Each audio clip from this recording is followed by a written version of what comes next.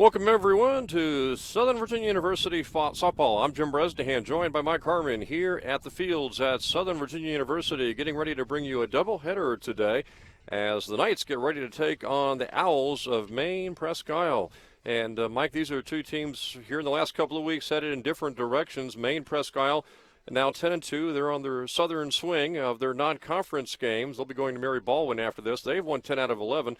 The Knights were at one point in this season, they were 3-4 in the season and off to a pretty good start, especially when you consider last year's tough season in 2015. But since then, they've lost their last 10, and they come into this ballgame with a record of 3-17 on the season. Well, physically, we could look out there and see much different team than last year. Only two returning starters on the team.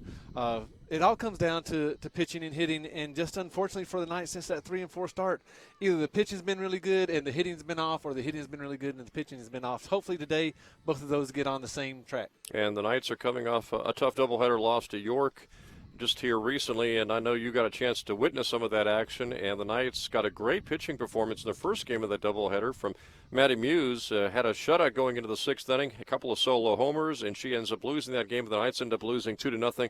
A completely, obviously different story in the second game of the doubleheader. They lose that one, the Knights do, 19-2. Well, wasn't such a great day to be outside. Started off really warm, and then all of a sudden, as soon as game time came around, the temperature dropped. First game, fantastic. Muse took them into the sixth inning, tied 0-0, and then two shots off of her. The Knights just couldn't get their hitting going. Second game just fell apart at the pitching circle, which again has been a problem that's plagued the Knights for the last two seasons. Hey, weather-wise, that could be like today. Very good as we start this first game, but who knows? Maybe midway through the second game of the nightcap, the second game of the doubleheader, the nightcap, basically, could be some very cold temperatures out there. Could be, and I think we're both going to be prepared for that if it does come. But well, especially after what we went through about a year ago.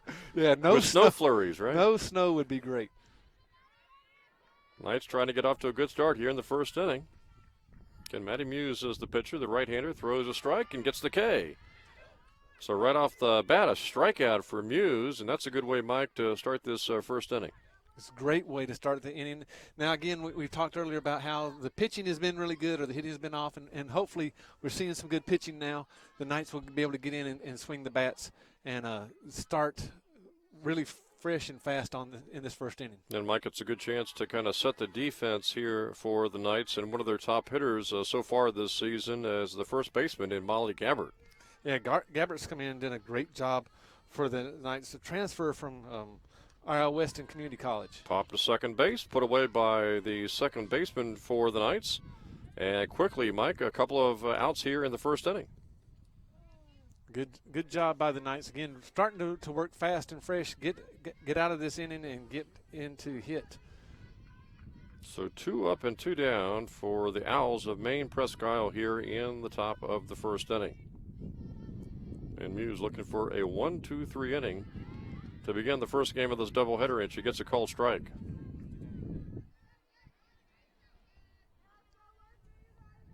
Katie Rose Helms is the right fielder, and we've also got Tara Hilton in center. I believe Jordan Stites will be the left fielder today for the Knights, Mike. Yeah, again, like we said, completely new team for the Knights. Katie Rose Helms and Annie Clark, who used to be Annie Biggs, got married over the summer. The only two returners really seeing any significant time.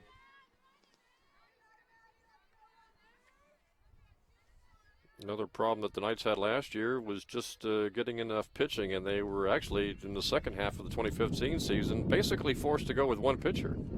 Yeah, and we saw that really did take a toll on the Knights as they were able to get through the first game with relative ease, not, again, hitting was the problem, but the second game, the teams just saw that pitcher way too many times and was able to get their timing down. Muse, who pitched a great game against York the other day, looking to get the first inning out of the way without allowing a hit, and she gets the strikeout, her second strikeout of the first inning.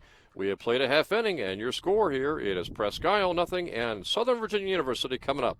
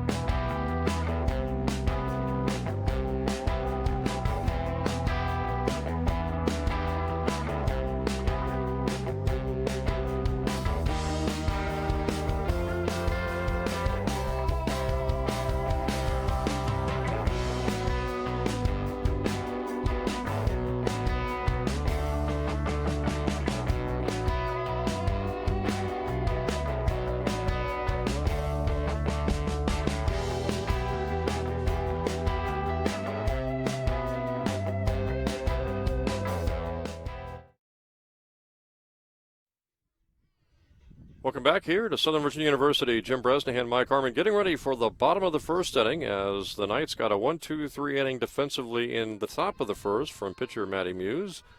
And it'll be Muse, I believe, leading off here for the Knights, Mike, in the bottom of the first.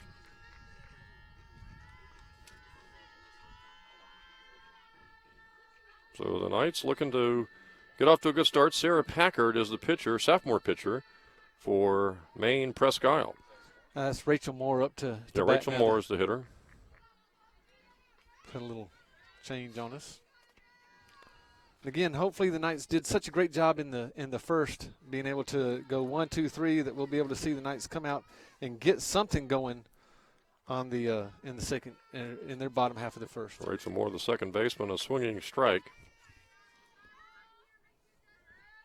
Hits that one right back to the pitcher. Off the pitcher. Going to roll and in for an infield single for Rachel Moore. So a good beginning for the Knights. Rachel Moore, infield hit off the pitcher.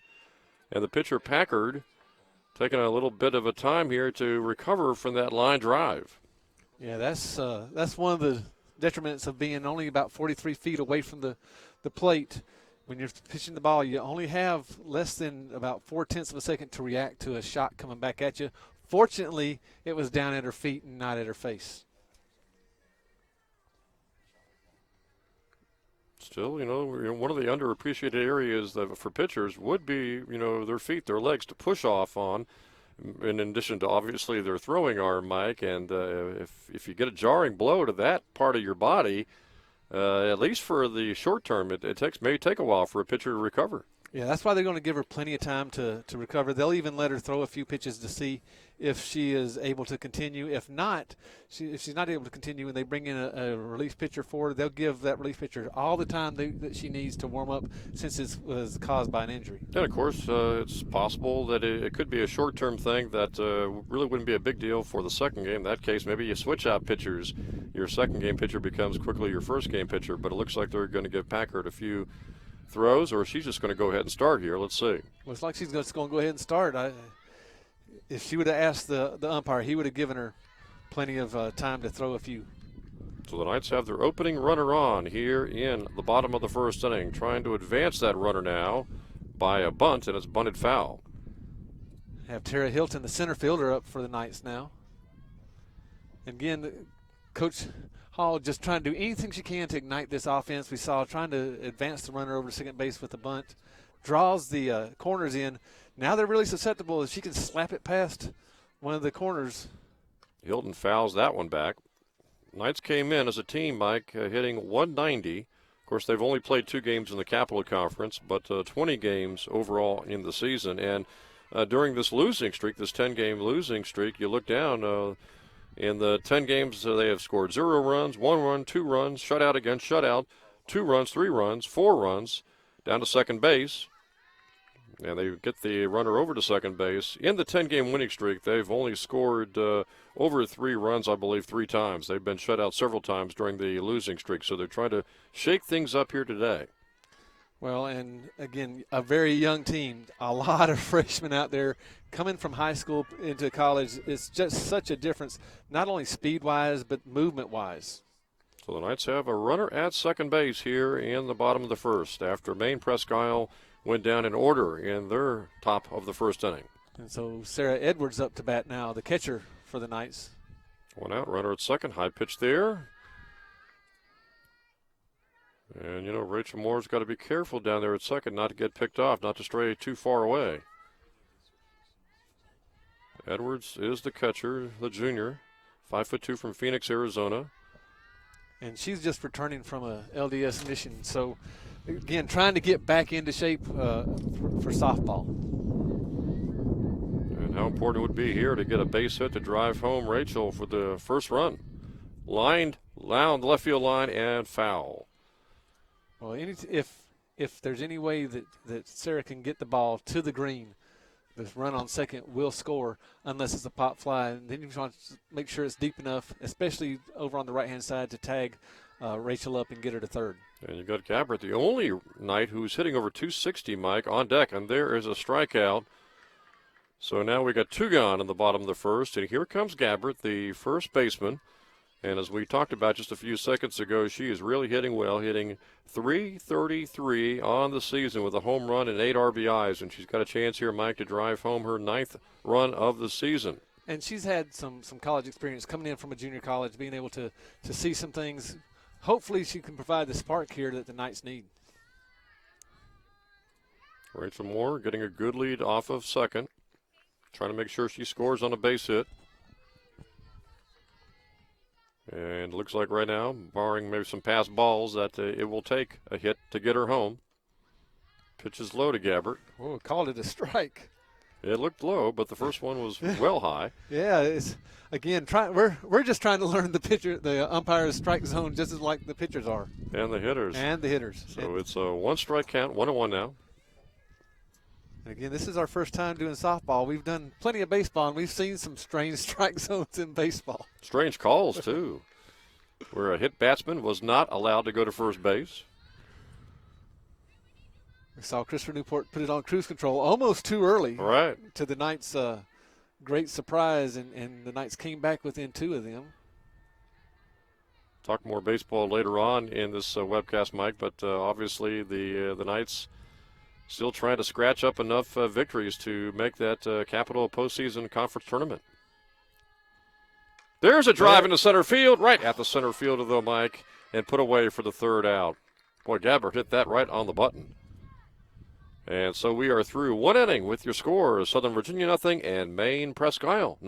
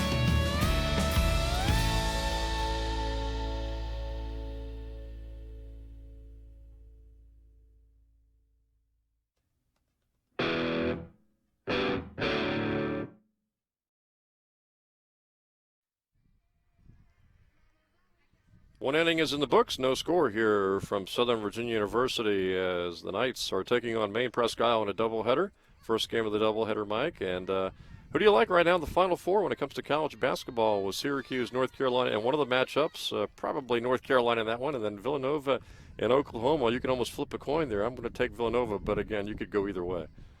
Well, I would, if North Carolina can continue to shoot from the outside at an average pace. And boy, that just killed my team, Indiana. I would say that it's going to be tough to beat them. So I'm going to go with North Carolina. But Villanova, Oklahoma, who knows, right? Who knows? That is a toss-up. Hughes, the pitcher, getting ready for her second inning of work. Had a 1-2-3 inning in the first inning against the Owls of Maine-Presque. That pitch low. And this is Packard, the pitcher that we're seeing from Maine-Presque up to bat, showing no real ill effects of being hit in that first inning.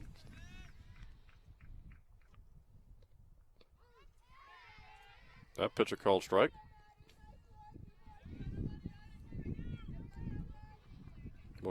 Getting back to that hit by Gabbert, the line right at the center fielder, Mike, would have been so great if she could have got that down a little bit.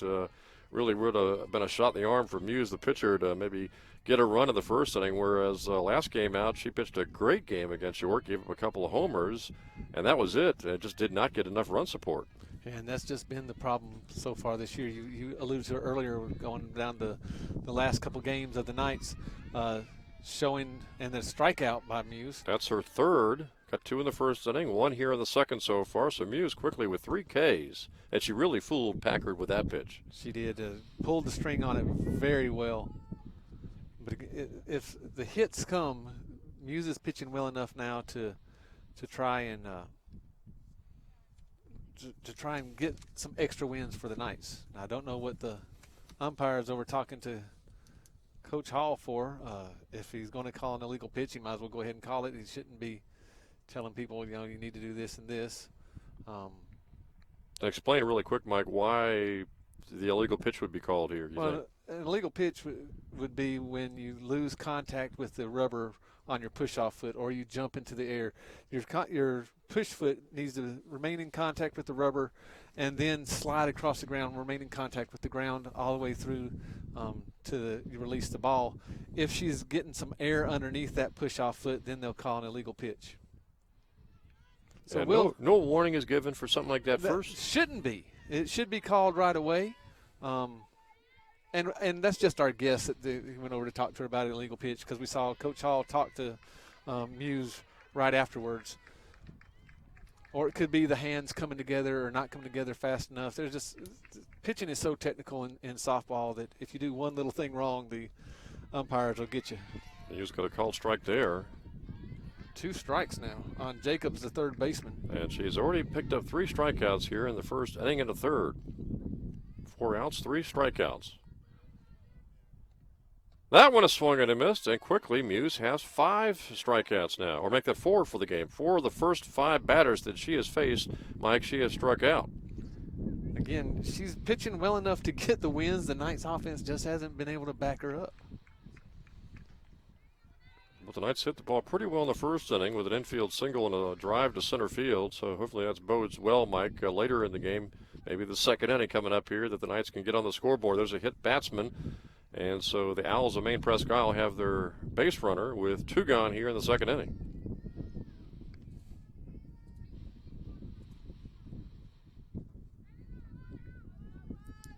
Well, that's the first Owl to reach first base today.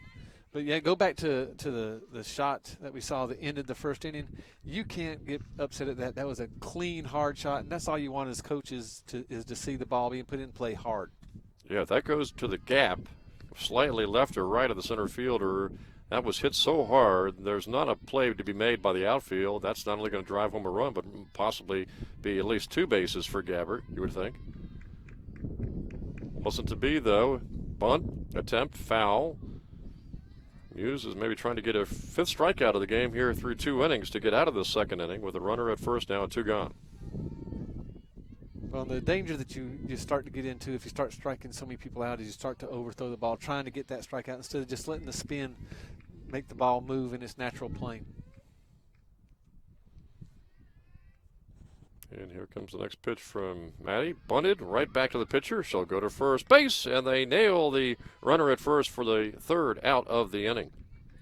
Should be the 3rd out. Well, couple of strikeouts here, but that's the 2nd out, they say.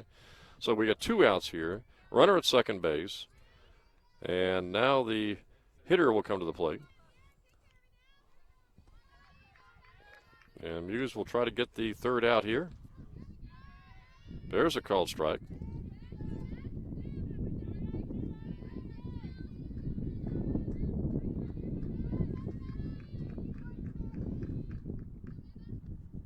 Pitch low that time. Called a ball. Okay, so what we had happen earlier, just found out. Wrong batter was up to bat. So they had to switch the batter so it wasn't an out recorded on the first player, Packard.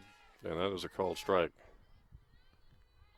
They just switched Usually bats. batting out of order would be an automatic out. Only if you catch it after the fact. So if they catch it during the bat, then you send up the right batter with the count that is already on the batter. So Muse actually has 3 strikeouts, not 4. But there are 2 outs in the inning now. There are 2 outs in the inning. And it's most important for Muse to get this next batter with the Owls having a runner at second base. 2 gone here in the top of the 2nd. Pitch high that time. Muse throws back to second, but the base runner is already back. Second baseman Rachel Moore right there. Muse trying to get the hitter and get out of the second inning here in the scoreless game. And that pitch is low for a walk. And suddenly Maine-Presque has first and second now with 2 outs. So the Owls suddenly, Mike, here have a couple of runners on base. They're looking for a big hit. And Muse again looking for that 3rd out of the second inning. And that's how quickly things can turn on you in this game. Another low pitch that time.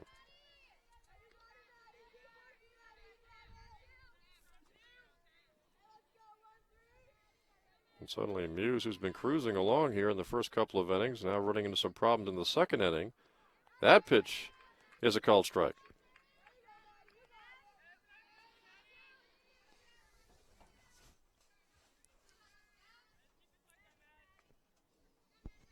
One on the hitter.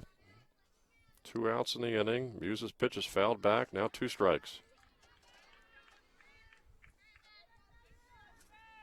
And we may have been in that instance where Maddie was trying to overthrow the ball to make sure that the strikeout happened. It looks like she's back into her normal routine and into her rhythm. 2-strike delivery. Took something off that one. That's the 3rd strike. That's the 3rd out. And that is another strikeout for Maddie Muse. She has pitched shutout ball for the first couple of innings. We're an inning and a half into this game. And again, no score.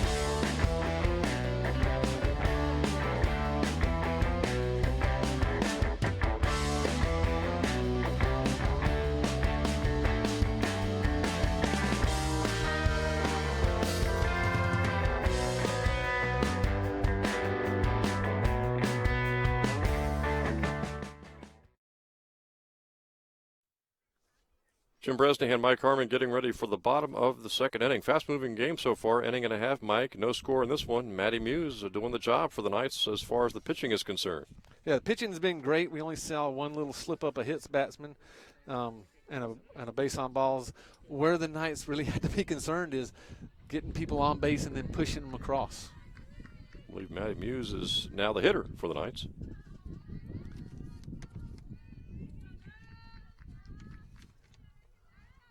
That'll be Jordan Stites, the left fielder. Okay, so Jordan Stites is the hitter, and she grounds the ball, but it's fouled down the left field line.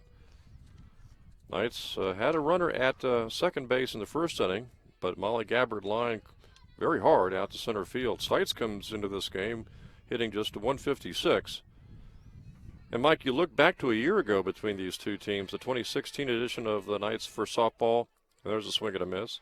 And the 2015 team, I know the 2015 team a year ago, they struggled with their hitting, also had problems with fielding at times, and even all of that, of course, accumulated on the pitching sometimes with a higher ERA. But I would imagine when you look back a year ago, the main deficiencies were the hitting and the defense. Yeah, and it looks like the defense has really been shored up. We haven't seen a lot of errors or looked at a lot of unearned runs. Where the Knights still are a little bit deficient is in the hitting. And all the coaches will tell you if you can't hit the ball, there's no way you're going to win because the game doesn't stay 0-0. Yeah, I would imagine most coaches would rather have a high-hitting team and struggle with their pitching and be in a 9-8 game where anything could happen. That ball is hit out to the outfield as opposed to a team that's struggling with its offense and you're in maybe a 2-0 game. You get to the point maybe where you're down maybe 3 runs, and we talked about this last year. I think you get down 2-3 runs, and for a team that's struggling with the offense, very tough to catch up. It is very tough to catch up, and a 2-run deficit is almost like an 8-run deficit when you're not regularly scoring runs. 1 out. Knights showing bunt, taken for a strike. 1 gone here in the bottom of the second, and again no score in this one. Packer the pitcher for the Owls and pitching very well through the first couple of innings. Muse for Southern Virginia. And it's turned out to be a pitcher's duel here as we're not seeing a lot of offense by either team. Well, sounds like it's almost very similar to the first game against York on Saturday. That ball hit right back to the pitcher. Packard stops it, throws, and gets the hitter for the out. And so Annie Clark grounds right back to the pitcher for the second out of the inning. So 2 gone for the Knights. Nothing going on so far here for the Knights in the second inning. But then again, Maine-Presque kind of struggled in that second inning to get something going, and they finally got 2 people on before they recorded their 3rd out. And I need to correct myself. The Knights changed the batting order since before the game started. So this is Stites, and Jordan it was Muse up early. So Muse was the hitter to lead off the inning, and now here is Stites.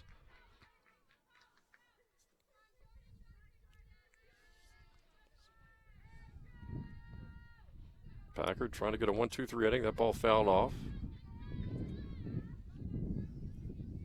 And it's really tough to compare, obviously, hitting-wise, Mike, this team to last year because, as you mentioned, just not too many returning players. No, not at all. And if this team stays together and they start to see more and more of the pitching that is indicative of the Capital Athletic Conference, then we should be able to see some increase in batting averages and run production.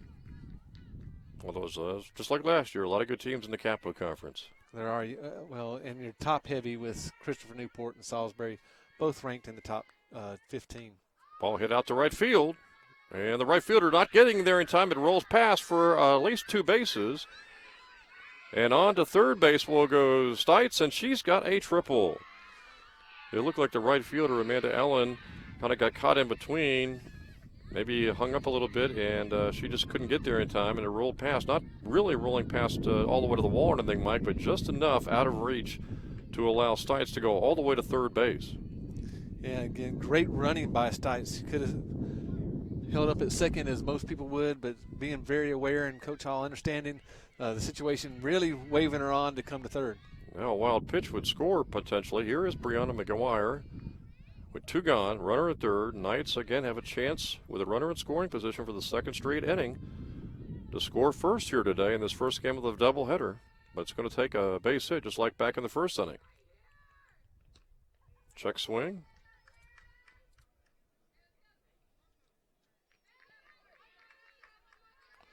I'm going to take a 2-strike hit now to prolong this inning for the Knights. McGuire just trying to protect the plate. Swings and misses, and that is the third out of the inning. We have played 2 innings, and again your score, Knights nothing and Owls nothing.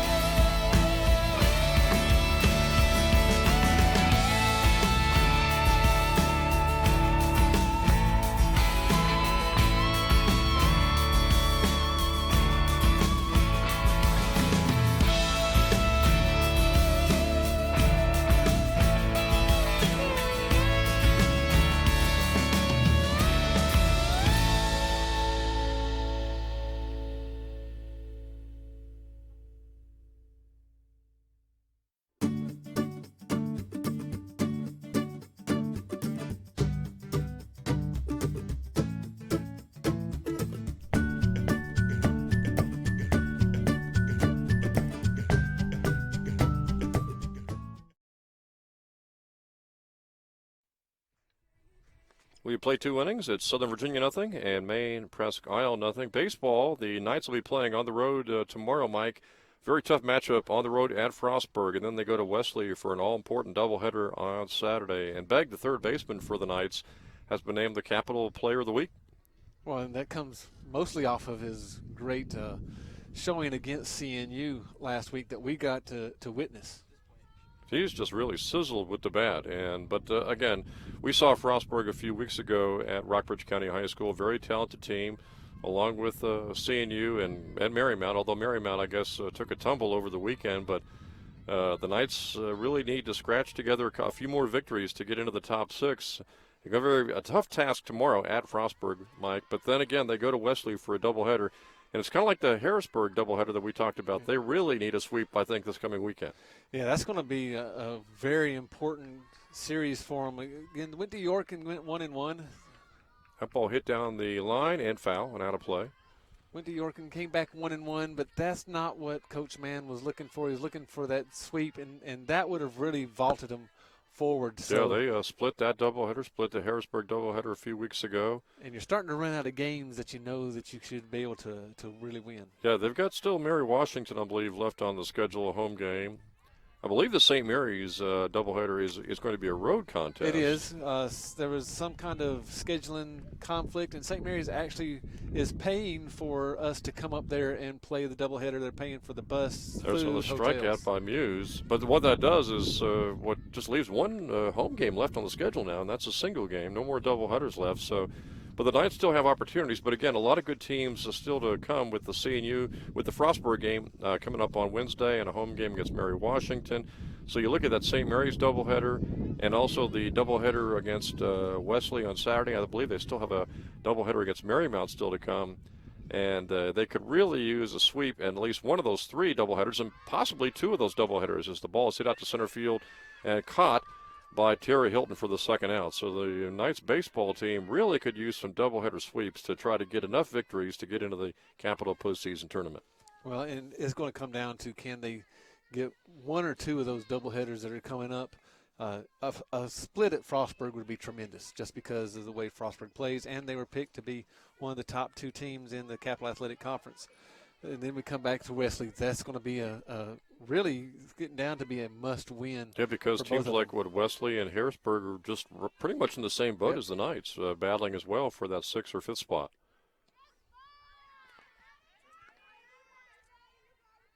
Maddie Muse is trying to go through the third inning very quickly, record her third scoreless inning.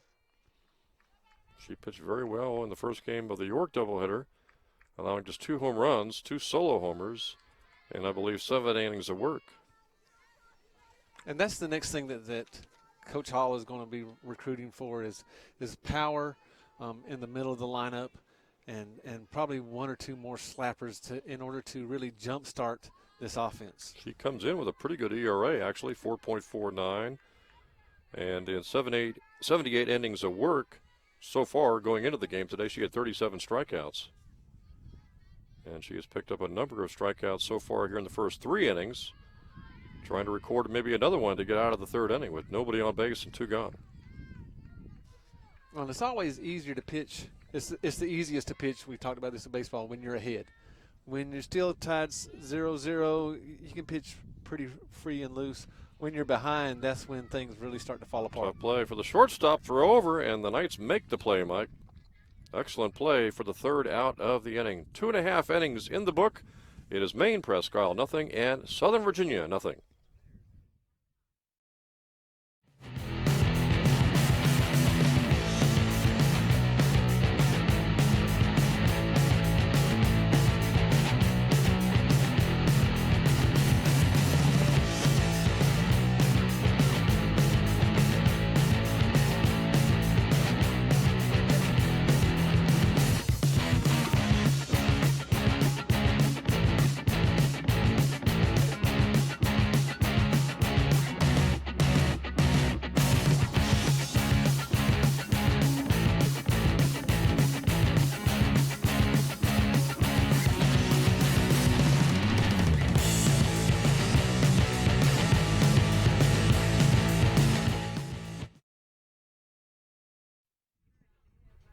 Still no score here. Maine-Presque and Southern Virginia. We were talking about other sports, Mike, and men's lacrosse in action tomorrow night. They've got a non-conference game against Virginia Wesley, and then back in Capital play against CNU Saturday at 3 o'clock. And right now, how do you like Southern Virginia's chances? They had that buzzsaw, of course, against Salisbury the other day on Saturday, but still, that's Salisbury. Yeah, that's Salisbury. So, I mean, basically at this point, still a lot of games coming up in Capital play still to be decided here. Still a few conference games to be decided, but I would say the Knights have a decent chance of making the postseason tournament. Well, we hope so, and there's no one rooting for them more than myself. Unfortunately, though, the bulk of their schedule coming up are against teams that are really good. You got CNU. You still have to play Mary Washington, right. and so took care of business against Wesley and St. Mary's, and that was great. Now, can they step up their game a little bit more? Now, and we talked about playing Salisbury. Salisbury's on a plane all their own, so you can't take away a lot from that. But everybody else, the Knights really going to have to take another step or two in order to reach that 6th spot. Almost unfair, isn't it? I mean, it's actually worse, I think, than in football trying to beat Wesley. Well, in the New Jersey Athletic Conference. If you look at women's lacrosse, there's 4 teams in the top 20 for Division III. So this is a lacrosse-oriented conference. And the women's lacrosse team for the Knights much improved over last year. They've been able to pick up some victories, but they have a tough game tomorrow. A Wednesday 3 o'clock on the road at CNU, and then they host Marymount Saturday at 1 o'clock. Yeah, again, CNU's right there knocking on the door, trying to be into that upper tier.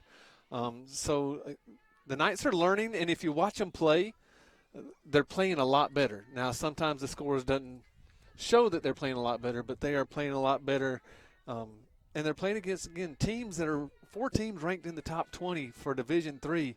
That's just unheard of in a small conference like we're in. Yeah, got to see him last week, and so many talented freshmen like Daneman and just to name a few, Kimber. And but as you mentioned, I mean, well, Salisbury's just on a different plane right now. Helms is the hitter, the lefty. One of the lone returning players from the 2015 Knights softball team, and she's just trying to get on base. She's got a lot of speed. Trying to get the Knights leadoff runner on here in the 3rd inning. And she pops this one to the catcher, who makes the grab for the first out.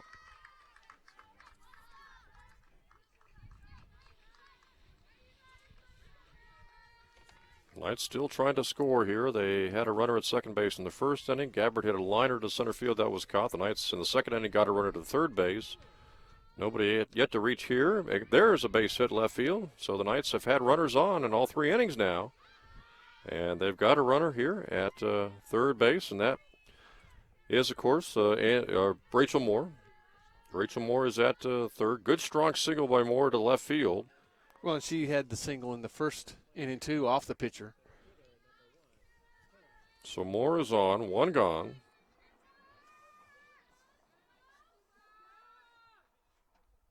That ball is hit deep. Left field, and it goes to the wall, and it's a fair ball. It's going to be held at 2nd and 3rd, as it looked like Rachel Moore had to wait a little while to see if that ball was going to be caught.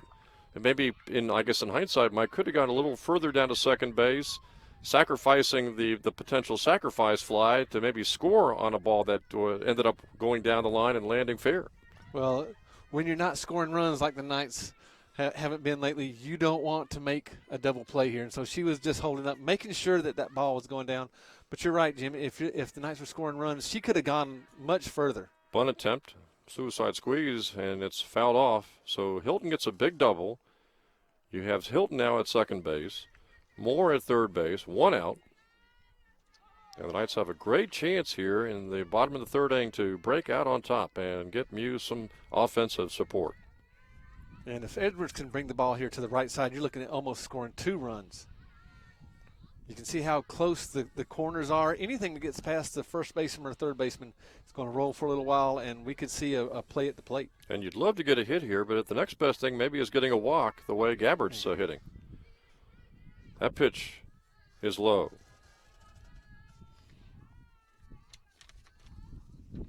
Edwards came in hitting .227 for the season. 2nd and 3rd, 1 out here in the bottom of the 3rd inning. Packard's pitch is bunted. Packard grabs it. She'll go to first base and gets the runner, and 2-run score. Heads up play by Hilton to come all the way from second base. And the pitcher, Packard, just kind of blithely and very comfortably turned and went to first when she could have obviously turned around and maybe taken a shot at tagging the runner from third who was going by her, Mike, and certainly stopping the runner from second going all the way to home. And suddenly it's 2-0 Southern Virginia, Mike. And it looked like it was even a suicide squeeze that they were putting on in that play. Everyone was gone on contact. Great call by Coach Hall. And Hilton got to third base just when Packard was picking the ball up and turning to go to first. And so it was an easy play, I guess, in some respects for Hilton to say, I'm going all the way. Well, anything you do to jumpstart your offense, you're going to take the chances to do. And the way Muse is pitching, and knock on wood here, you don't want to jinx her, but 2 runs are really huge. 1 run would have been just great. 2 runs is big. So now Gabbard's the hitter with 2 gone and nobody on base, and she swings at a ball in the dirt. The ball skips away from the catcher. She'll throw down to first, but not enough in time, and Gabbert is on at first base. So she reaches after striking out. And she's on first now with 2 gone. You know, and from what it looked like, I don't think Molly was fooled that much. I think she understood it's going to be in the dirt. If I swing at it, I got a chance to get down to first base. And again, anything you can do to really prolong this inning where the Knights have started to hit. You go back to that 2-run scoring on the squeeze play, Mike. You wonder if anybody from the Maine-Presque defense was telling Packer, hey, that second runner's coming around. And I didn't hear anybody talking or see any of the coaches come out of the dugout to say anything.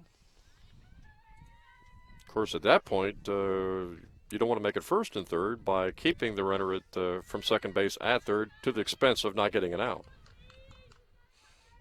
Kind of hop between a rock and a hard place. If you're Maine-Presque, that ball hit down to shortstop, fielded, thrown over, high throw, but they get the runner at first base for the third out. We have played 3 innings, and the Knights are on top now. It is Southern Virginia 2 and Maine-Presque nothing.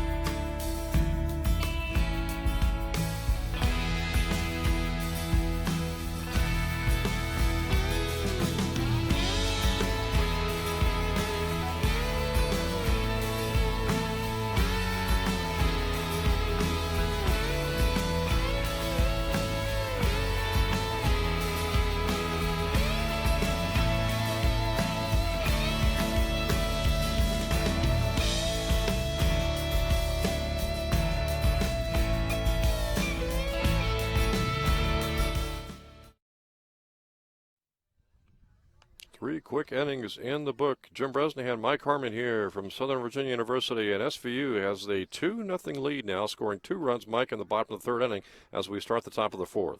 Well, in any way that you can jumpstart your offense, you have to. We saw 2 great hits, and then the suicide squeeze there that not only netted 1 run but netted 2 for the Knights. That's something that I'm sure Coach Hall wasn't counting on, but she'll take it. So maybe the early stars of the game, obviously Muse, a shutout, but how about Tara Hilton launching that ball down the left field line, getting a double out of it, and then coming all the way from second to home on the squeeze play. Well, also Williams, she's 2 for 2, and she's really been the hot bat for the Knights today.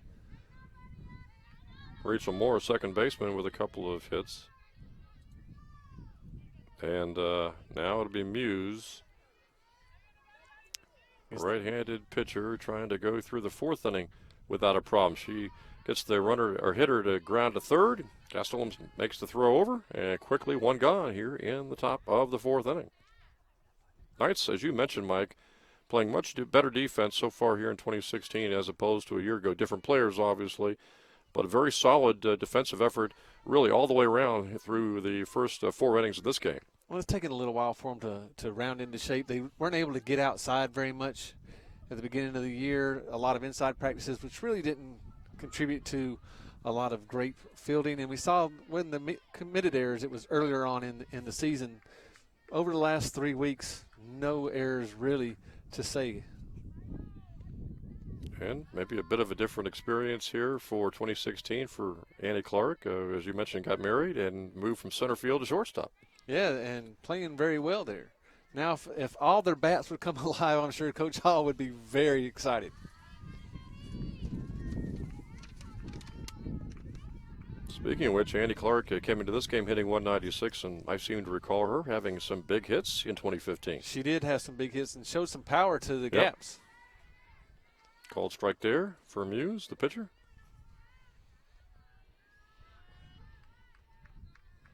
Knights trying to snap that 13-game losing streak. They came in 3-17 on the season after they started the season just with a record of 3-4. So this would be a nice win with the Friday doubleheader coming up.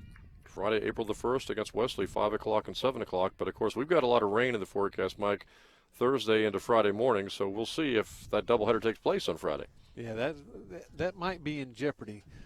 They do have a tarp that they can put out on the field, but it really depends on how much rain that they get, it might be pushed back even to Saturday. Still a few days away, but I know that the forecast had rain Thursday into Thursday night into Friday morning and then stopping.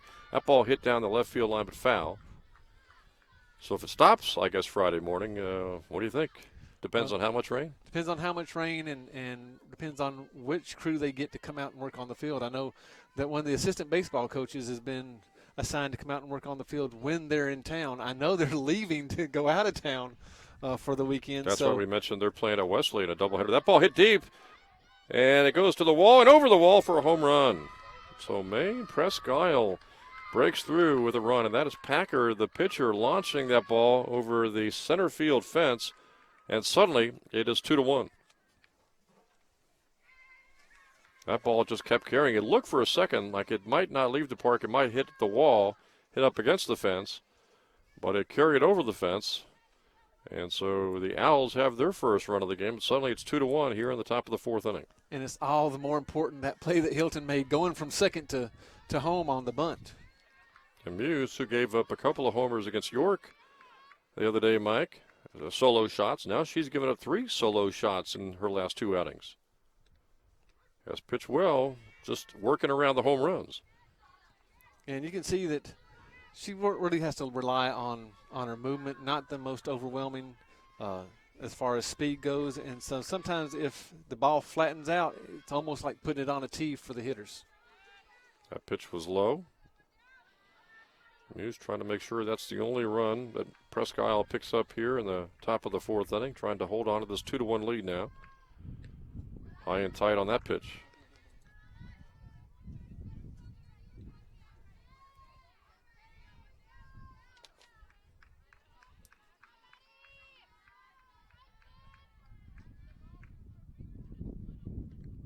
Muse's next pitch is just outside.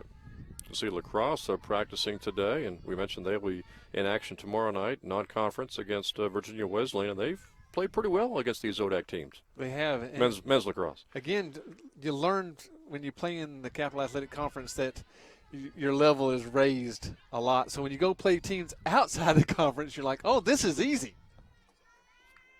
Called strike there. Muse trying to get the out. That'll get the Knights out of the fourth inning. But instead, issues a walk. So Maine-Presque Isle suddenly has the tying run at first base here in the fourth inning. And Maddie started to pitch a little bit too careful there. I think she was thinking back to the York game where she gave up 2 home runs in succession. Back-to-backers, yeah. And didn't want that to happen again. I don't know if the Owls have the strength that York has.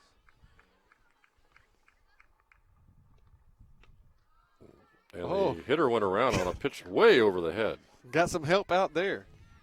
Don't know if the batter was actually trying to swing, or maybe that was one of those protective deals, kind of a combination. But it's swinging at an extremely high pitch.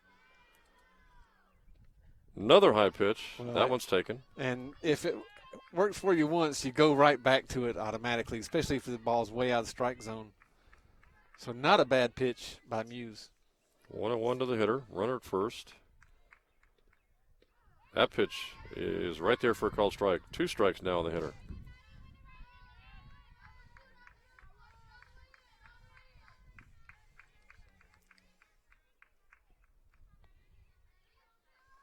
Uses 2-strike delivery. Took something off that one, and that one's high for a ball. 2-2.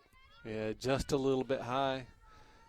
Saw Churchill try to duck down underneath it. That really doesn't influence the umpires at all. 2-2 delivery. Strikeout for Muse. And I'll tell you, Maddie's really racking up some strikeouts here in this first game of the doubleheader.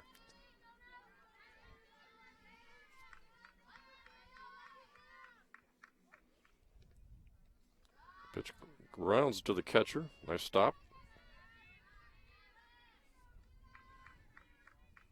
Owls have a runner at first here. Home run in this inning as well to make it a 2-1 ball game. Uses pitch called strike.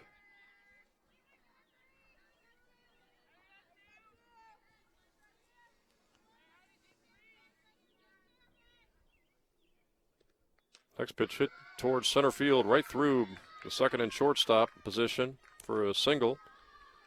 And so now Maine-Presque has first and second, Mike, and now they've got the tying run at second base here in the fourth inning. Yeah, trying to get that all-important third out. You got Campbell, the designated player, coming up, had a strikeout in their last appearance, so hopefully we get to see that again. Senior outfielder Jessica Campbell. She has the go-ahead run now at first base that she can potentially drive home. And the tying run at second base, called strike. Muse trying to get out of this fourth inning after allowing a solo homer to Packard, the opposing pitcher.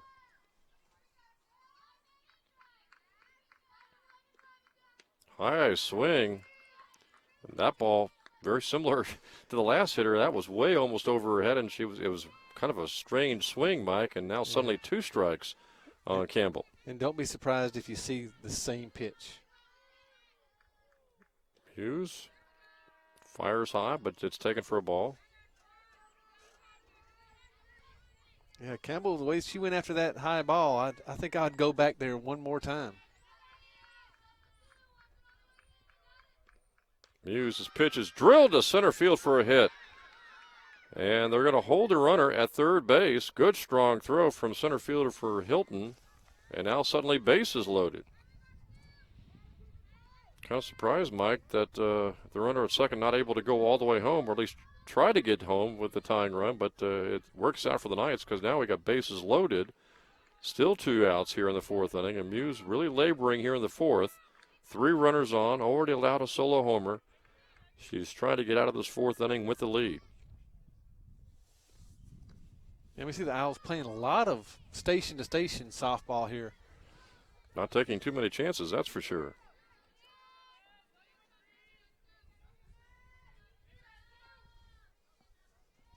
Hughes needs to make some pitches here to get out of this inning. There's a called strike.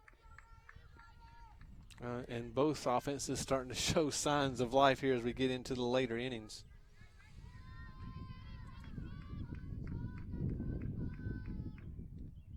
Delivery is fouled down the line, and the tag is put up by Gabbert, and she gets the hitter going right past her for an all-important third out as Marachi is out, and that is the third out of this fourth inning. So the Knights still have the lead. We have played 3.5 innings. It is Southern Virginia 2 and Maine-Presque 1.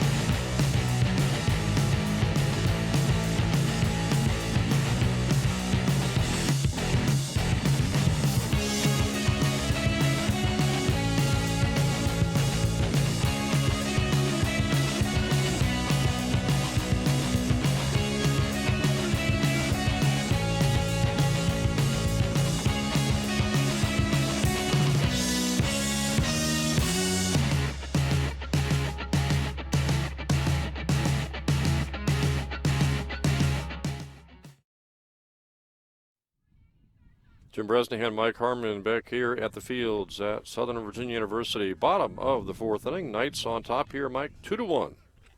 Yeah, and again, we're starting to see some of the offenses really start to zone in on the pitchers. Hopefully the Knights can continue that in the bottom half of their inning. Packer, the pitcher. That's a fair ball. Yep, down the line. Should be 2 bases.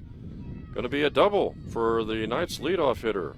So a big double for Southern Virginia to start this fourth inning.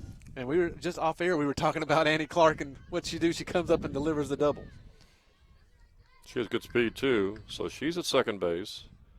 Nobody out here in the bottom of the fourth inning. The Knights holding on to a 2-1 lead. And you know the Knights would like to pick up at least a run here in the fourth inning, Mike, maybe 2 or 3 runs to really put some cushion between them and the Owls. That ball is bunted for the third or for the first out. Nice bunt by Stites. Nice bunt by Stites to move Clark from second to third. So we've got a runner now at third for the Knights. 1 out. And now the Knights are in great shape, great position here in the bottom of the fourth to try to get that cushion back, a 2-run lead. And it's going to have to come from the bottom two hitters, McGuire and Helms. And both of them struggling just a little bit at the plate. It'll be a great time for them to really break out. Yeah, McGuire came in just hitting 63 on the season. And Helms came in hitting just 161 on the season. Now, with the runner at third here, Mike, and only one out, do you do what they did back at the other inning and maybe try a squeeze play? Well, you saw that McGuire tried to bunt. Doesn't have the greatest form in the world, but yeah, you put the ball in play and see if you can score There's the the run. bunt. And she But should they go look home the now. runner back. Now they throw Down. home, and it's safe.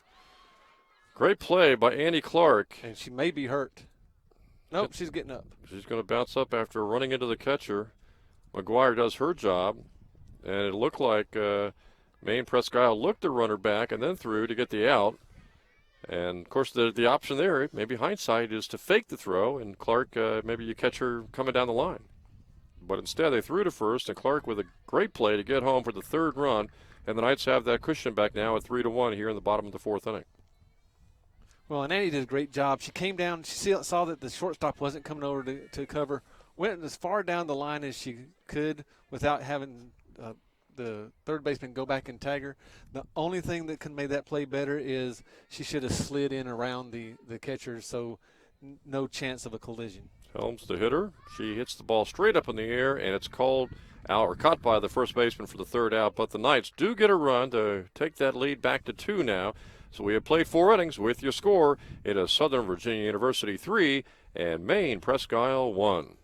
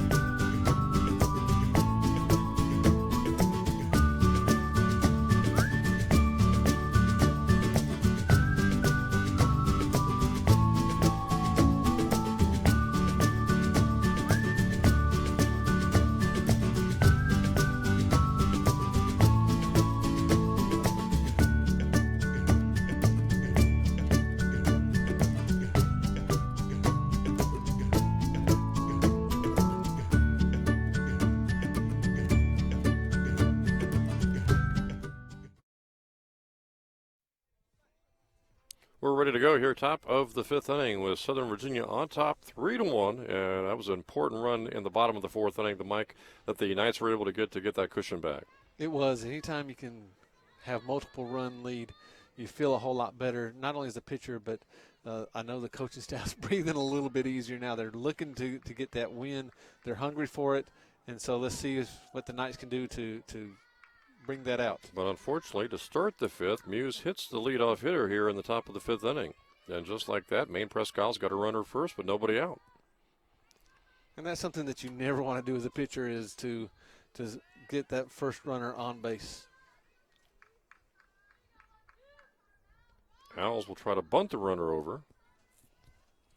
We talked about them playing station to station. Here, they're going to count into the fact that they've got 3 more innings, including this one, and they're only down by 2, as opposed to maybe looking for a big inning.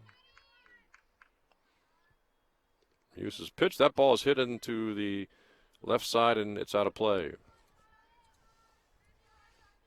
So now Muse way ahead. I'd expect her to try to get the batter Bell to go fishing a little bit, expand maybe throw the something strike off zone. speed, or and away from the strike zone, just out of the strike zone. Williams, the runner, is at first, and here's his Muse's pitch. The catcher fires down, but the runner is back to first. Muse, 7 strikeouts through 4 innings, and she really would like to pick up her 8th strikeout right here. Took something off that pitch. It's popped up. Can anybody get to it? Nope. Over the fence. Still 2 strikes on the hitter.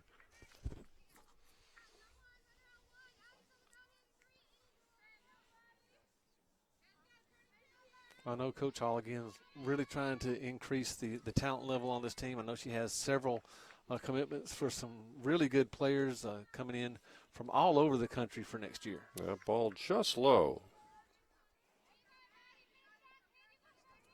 Muse really would like to get the strikeout here. Does not want to put this runner on here, Mike. This hitter.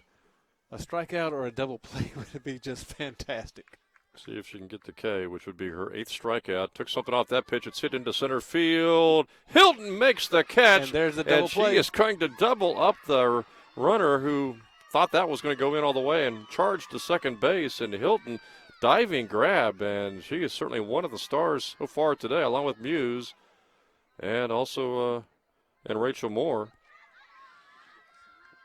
Boy, what a catch by Hilton. So she's had that big catch there, Mike, defensively, offensively. Got a double, scored from second on a bunt. And you can see she's a very excitable player. And if she can infuse that energy into the rest of her teammates, the second half of this season will go very well for the Knights. There's a base hit over to left field past the shortstop, past Annie Clark for a single.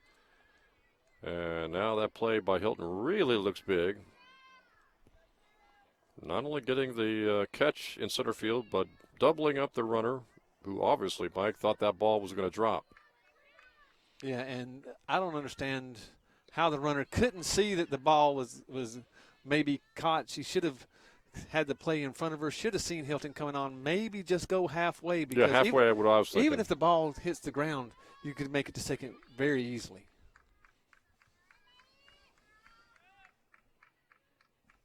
He was trying to get out of the 5th inning.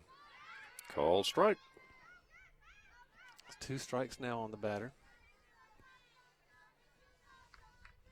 And that play, if the Knights can get out of the inning right now, that play by Hilton was fantastic. Muse's pitch is fouled off.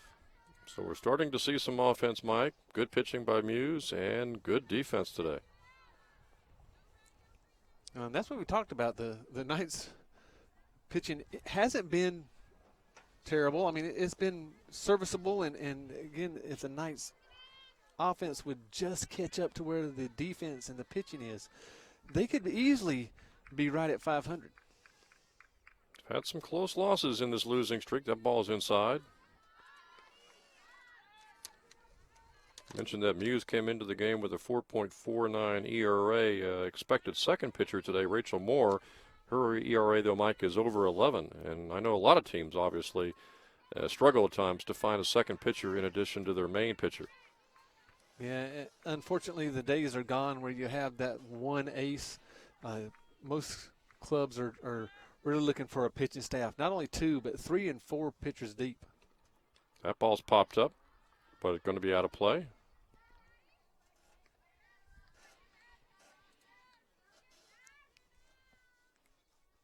Just some people, I guess, not used to softball probably think of the major leagues, think of 5 dependable starters. That's not quite the way it is in college softball. No, but it is getting towards that to where you have 2 really good starters, and then you have a setup man and a closer, and that's being led really by the Division I levels, especially the higher Division I levels, and it usually trickles down through Division II and Division III. So I expect in the next 2 to 3 years we'll see that here. There's the pitch popped up, out of play again. Yeah, we saw last year some excellent pitchers in D1 in the Southeast Conference. Oh, yeah, and again, Florida's back on top. They have 3 number 1 pitchers. Any one of them could start. Actually, their freshman pitcher is on the USA national team. Really? Wow. And she's the 3rd pitcher for Florida right now. Muse trying to get out of the 5th inning here with a 3-1 lead. Runner at first, 2 outs. Muse's pitch hit up into the air and caught by the shortstop. Andy Clark makes the play, drops the ball, and that is the 3rd out of the inning. We have played 4.5. It is still the Knights on top here, 3-1 over Maine-Presque Isle.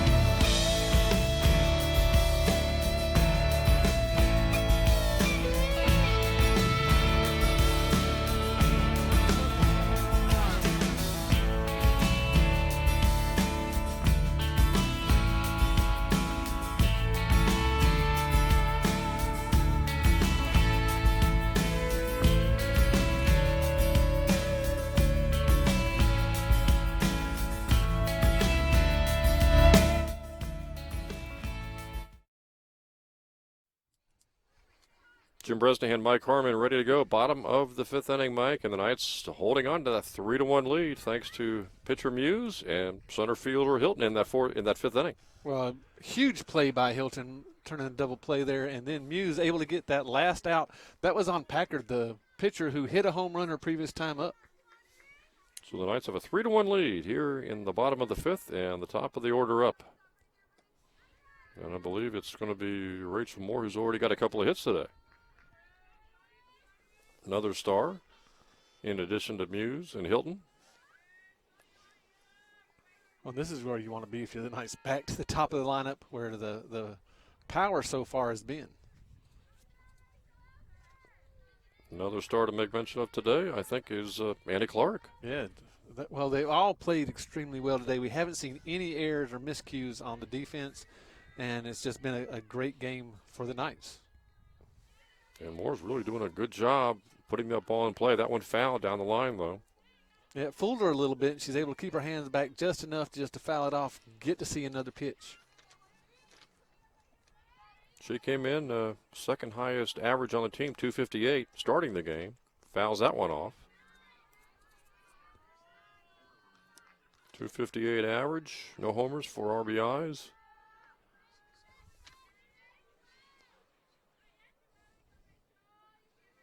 Coach Hall says that she's just a fantastic athlete all the way around. That ball fouled off. Did a good job of kind of a half swing to check the swing and kind of protect the plate there with a couple of strikes on her. Yep, again, just getting rid of anything that she can't really square up, hoping to find one of those pitches that comes in, sits about belt high, and she can really lay into. And she hits that one out towards the outfield in between three defenders, and it drops for a hit. And so she has her third hit today. Put that one, Mike, in no man's land. Yeah, right in the camp circle, right? No one could get to it. Everybody was looking at it. Two outfielders and the second baseman. Nobody could grab it. So Rachel is on first. Nobody out here in the bottom of the fifth inning.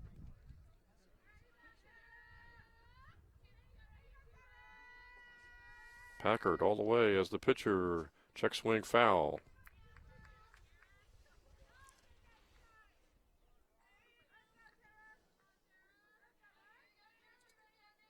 Knights had runners on base first couple of innings, couldn't score.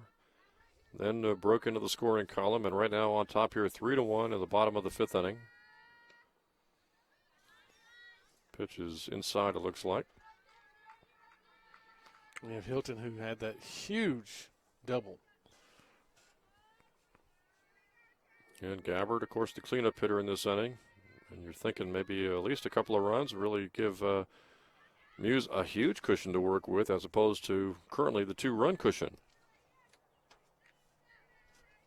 Well, as you get into the later innings, no lead is really safe in softball. We saw one swing can change a lot of things here, so the more runs you can get, the better.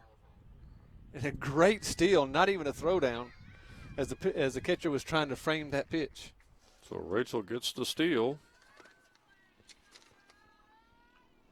And that is her second steal on the season. Pitch outside. Hilton takes it. So we're seeing a lot of plays put on by the Knights. Stolen bases, sacrifice bunts, maybe even a couple squeeze plays that we saw. Ball, and Hilton draws the walk. Stites leads the Knights in steals with 3. But Rachel Moore, again, just picked up her second. So you got first and second, nobody out, and really a potential, Mike, for not only scoring a run, hopefully, here in the bottom of the fifth, but maybe hopefully breaking this game open. Yeah, and we'll see if Coach Hall still stays with their philosophy that we've seen earlier in this game. Try to bunt over the runners, get 2 runners in scoring position. Runners take their leads.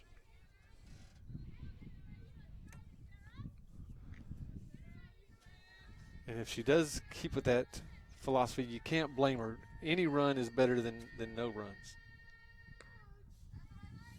Called strike there. So, again, first and second, nobody out here in the bottom of the fifth, and the Knights leading 3-1. Well, now that 2 strikes takes away the bunt from Edwards. You would think it would. See what Edwards will do here. The catcher, Sarah Edwards, with 2 strikes on her. That pitch off speed. And it's a ball, so it's 1-2. Well, even if you square around to bunt, that could give Moore and Hilton a chance to steal second and third base, but that's gone now. 1-2 delivery. It is high. It is 2-2. Well, if you're Packard, you do not want to walk Edwards with Gabbard on deck. Average-wise, maybe not today, but average-wise for the season, Knight's best hitter. Here's the pitch drilled down the line. It's a fair ball. Nope, they call it foul. Oh, almost a big hit by Edwards. Still has the 2 strikes on her, and another chance here with 2-2 the count. Moore takes her lead, is on second base, and of course Hilton is the runner at first base, and a swing and a miss on a low pitch, and Moore tries to get down to third base, and she gets in there. So Rachel Moore heads up play there, Mike, to get over from second to third. As the hitter strikes out, the catcher drops the ball, tags her, and while that's happening, Moore gets over to third base. Well, and that's a old travel ball type of play, because on a drop third strike on the first and second out, there's nowhere the runner can go. So right. Sarah Edwards, again, faked running, so it drew the tag from the catcher. And now Hilton gets down to second base on a low pitch to Gabbard. And this is what we were hoping to see earlier on in Sarah Edwards' bat, was getting those 2 runners over to first and second. Now Gabbard's got a great chance here with a hit to drive home 2. And she hits the ball down to shortstop. That'll get home 1 run. The throw over. Play is made. And over to third is Hilton. Moore comes home. It's 4-1 Knights. And Gabbard does her job to drive home 1 run. And so now a runner at third, 2 outs in the inning for the Knights. And their lead has jumped to 3.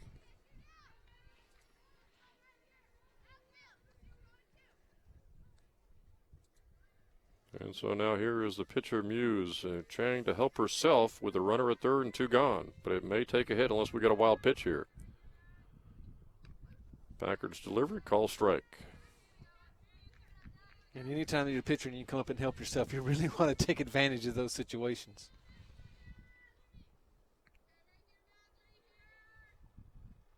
Swung on a miss on an off-speed pitch, way out in front of that one. 2 strikes now on Muse.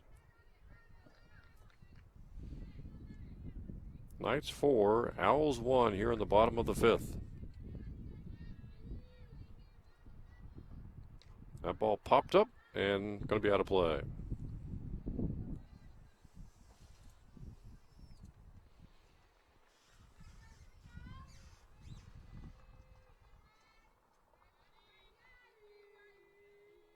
Packard trying to get the third out here, and that ball is hit, and it's hit foul.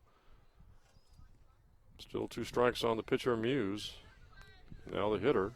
And Muse was really fooled by that changeup, able to keep her hands back just long enough to flick it around and foul it off.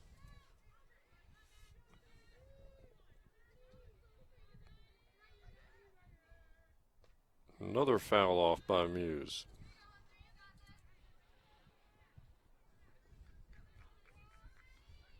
If nothing else, she's making Packard throw the pitch count a little higher. Yeah. Swung on a miss, an off-speed delivery, and that is the third out of the inning. But the Knights get a run, so we played 5. It is Southern Virginia 4 and Maine-Presque 1.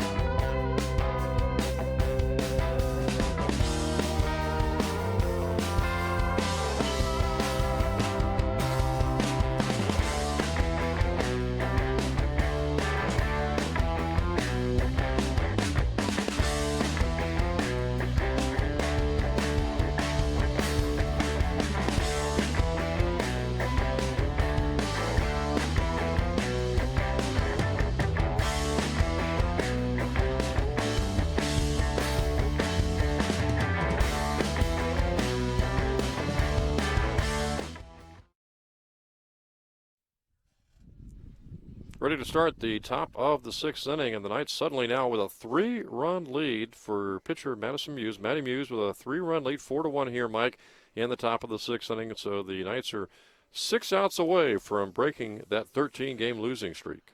Yeah, and I'm sure that the way the Knights are playing now, they're not thinking about just breaking that 13-game losing streak. They're looking at sweeping this doubleheader.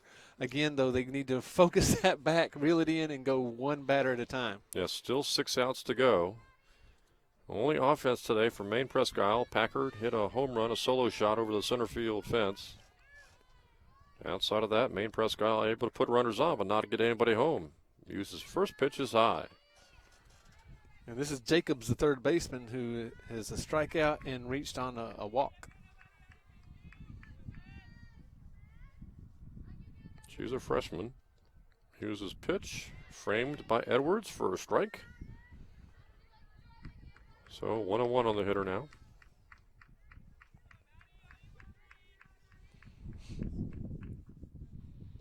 1-1 pitch way low, 2-1 now. And this is where having a second or third pitcher would really come in to play for the Knights, being able to bring someone in the sixth and seventh inning that shows a little bit different delivery and speed. Just out of the reach of Annie Clark, the shortstop. Almost able to get to that one, Mike. Just out of her reach for a leadoff single for Jacobs. Well, you thought the way the Knights were playing defense today, they could almost get to everything, and Clark almost got to that ball. Yeah, that would have been another fantastic play. We've already seen one by the center fielder. If Clark could have made that one, again, another ESPN dun-dun moment. 1 on, nobody out here in the top of the sixth inning. And now if you're Maine-Presque, this is your next to last at bat in the sixth inning, and you're down by 3. Do you bunt here? Well, you got to start to make things happen and force things to happen. It looked like she was going to bunt, maybe even fake bunt and draw the Knights defense in a little bit closer, hopefully to sneak something past. And that ball is hit out to Clark, makes the play at shortstop, fires over the head. It luckily rebounds right back into the infield, and the runner's going to have to stay at first base as Clark maybe thought she had a shot, but the runner was almost back to the base when she threw it. Oh, and that could have been disastrous for the Knights because if it goes into the dugout, that's an extra base. I was actually thinking over the fence and down the hill. To Grandma's house we go. That's an extra base. So you don't ever want to give up extra bases on that. Right. You don't have to. Especially when you're on top here, and Muse seems to be really settling down and doing her job at the pitcher's mound. So Maine-Presque has a runner at first, 1 gone here in the top of the sixth, and a called strike. Yeah, you know how many outs you have left. You got 5 outs left. You don't want to give them extra outs, and that was almost giving them an extra out. That ball's hit and hit foul. My guess is Clark grabbed it, maybe thought, just anticipated that runner would be well off and threw without really looking. And if you're going to get a runner, obviously you can't take time to look. But as you mentioned, better to play it safe. Better play, and she was very deep in the hole too, almost to the grass. So it'd have been better just to hang on to the ball. Muse's pitch is hit towards the outfield. Hilton makes the play in left center for the second out. Very dependable center fielder. You know, Annie Clark, Annie Biggs last year was a very dependable center fielder, but Tara Hilton looks every bit as good. She really has a lot of range as the center fielder. Again, Coach Hall said they've really increased their athleticism and softball IQ from last year. Popped up, and there is the second baseman making the play, Rachel Moore. That's the third out of the inning. So Muse doing the job again, and the Knights are going to be coming up here in the bottom of the sixth inning. Again, your score, it is Southern Virginia 4 and Maine-Presque 1.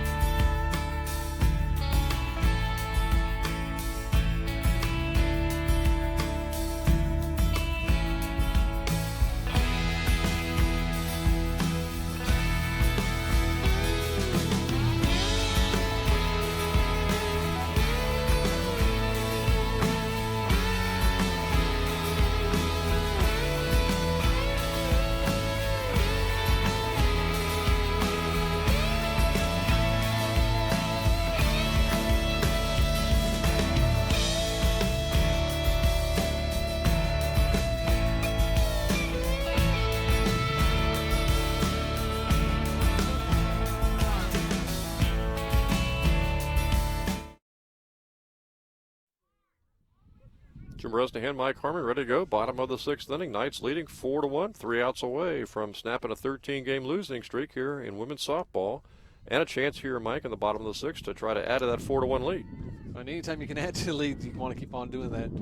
Hit towards short, and that's going to be an infield hit for the Knights. Tough play for the shortstop, and a good hit for the Knights as Annie Clark gets another single.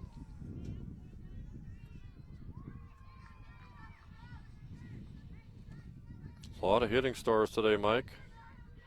We got Hilton, we got Andy Clark, we got Rachel Moore, just to name 3. Yeah, and you can almost put the whole defense in there also as far as. There goes Andy Clark on a steal attempt. She saw the shortstop wasn't covering second base and alertly gets in there with the steal. So Annie Clark picks up a steal, and that is going to be her 3rd steal of the season. And she saw, I guess, Mike, that nobody was covering second base, so why not take a chance? And that's what happens. Again, we talked earlier about the softball IQ of this team is much higher than it has been in the last couple of years, and that's something that Coach Hall is really excited about. Clark edging her way off second base. So she's at second base now, trying to give the Knights their 5th run of the ballgame with a 4-1 lead here in the bottom of the 6th inning. Packard's delivery is fouled off. Packard has actually pitched pretty well today, Mike, but the Knights have been able to chip away at her. Yeah, not a lot of real power numbers for the Knights, but again, when you start stringing together some base on balls and some singles and just some great base running by the Knights, that starts to add up. Stites is the hitter, and again, Clark is at second base. The way Muse is pitching, 4-1 might be enough. Certainly you would think another run or 2 would be huge. That ball is hit towards the second baseman, who makes the play, fires over. And safe, she beat it out. Stites beats it out, and over to third base goes Clark, 1st and 3rd. And nobody out here for the Knights in the bottom of the 6th inning.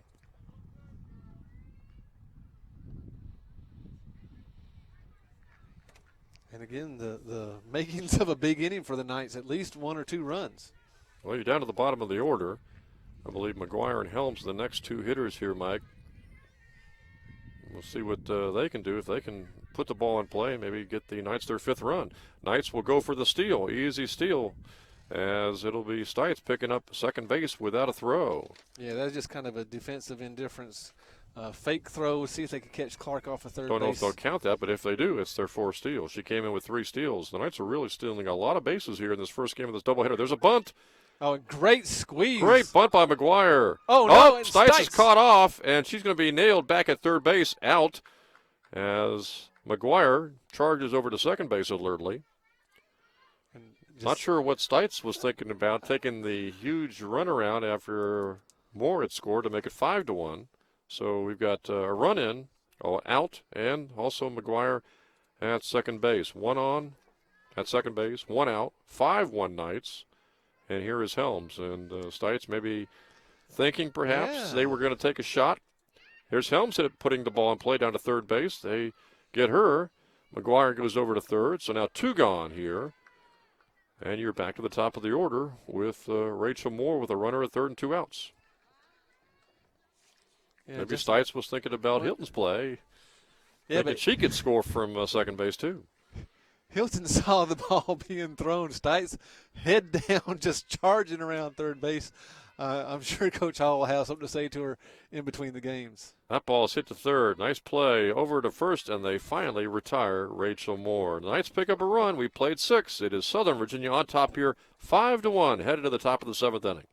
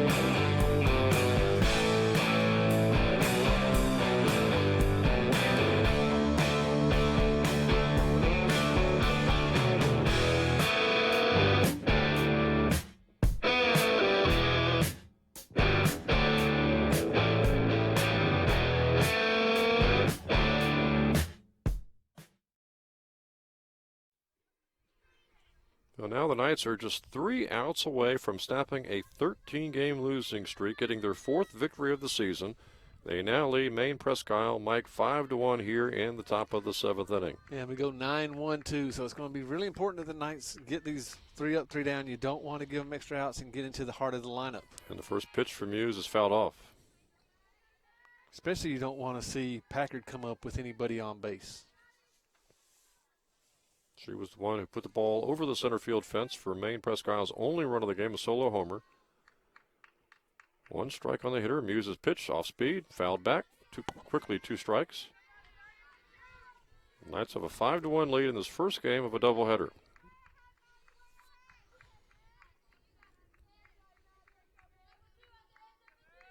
Southern Virginia try to improve to 4-17 on the season. And Muse's 2-strike pitch is high.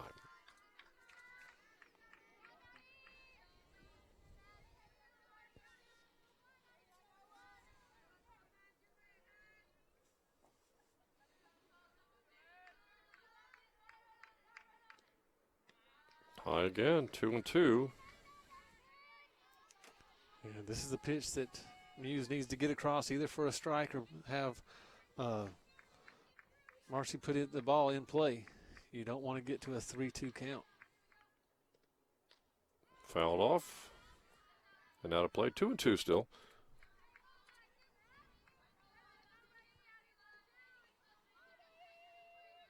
Knights have had some great defense today. Annie Clark's made some big plays. Terry Hilton in center field.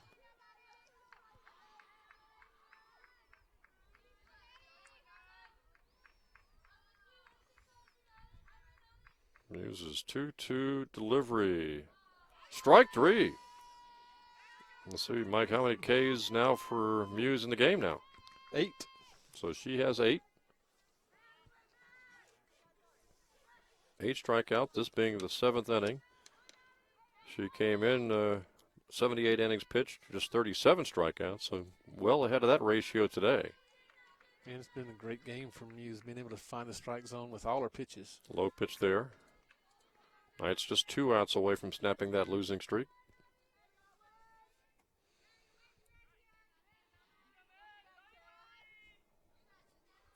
You got Bell up, or Williams up, that's 0 for 2 and reached on a hit by Swung on a pitch. missed.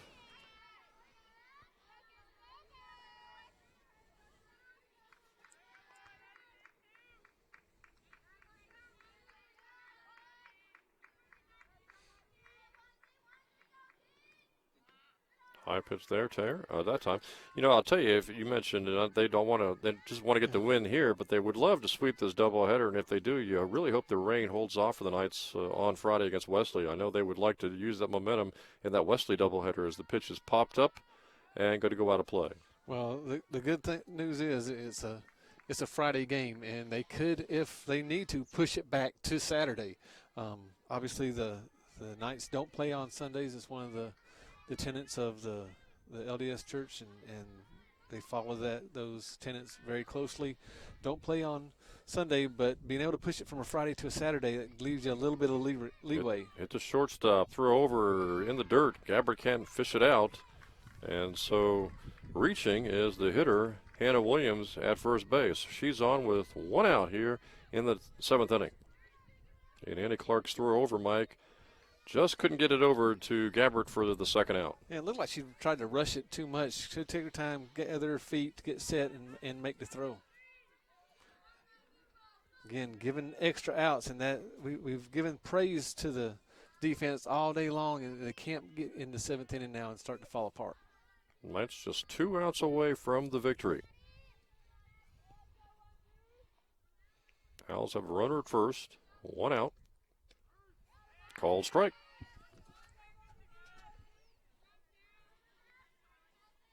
Knights have a double header or double play today. That was where the center fielder Hilton caught the ball and then threw out the runner from first base who had gone on to second base. But not an infield double play, which they could use right now as the ball's fouled back. Well, we've seen the baseball team turn several double plays to get them out of the inning. I'm sure that the Knights softball team would love to get that, to get off the field with the win.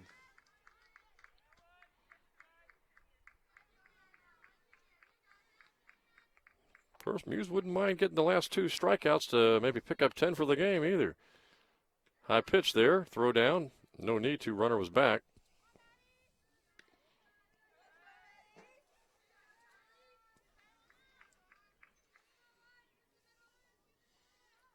Really the hitter, the most important thing here, Mike. Yeah. Runner first. Doesn't matter too much when you're on top by 4. Low pitch. And inside. Of course, Muse doesn't want to start walking people either. And really maybe help Maine-Presque put a rally together. Yeah, you don't want to throw anything down the heart of the plate, catch too much white, but you do want to make sure you throw strikes. There's a called strike. And she picks up her 9th strikeout. Now suddenly she's just a strikeout away from ending this game and picking up her 10th. Going into double digits for strikeouts if she can get this hitter and end the game. And that's a magic number that all pitchers like to see. I would rather doubt that Muse actually knows she has 9 strikeouts. Well, pitchers know. They count those things in bed, you think? Yes, they do. It's okay. When I was playing basketball, I would actually, it'd be a clicker in my head going, yeah, that's 18, that's 19. Yeah, I have a daughter that pitches, and she can tell you her stats. Really? Running stats? Throughout the game. Wow.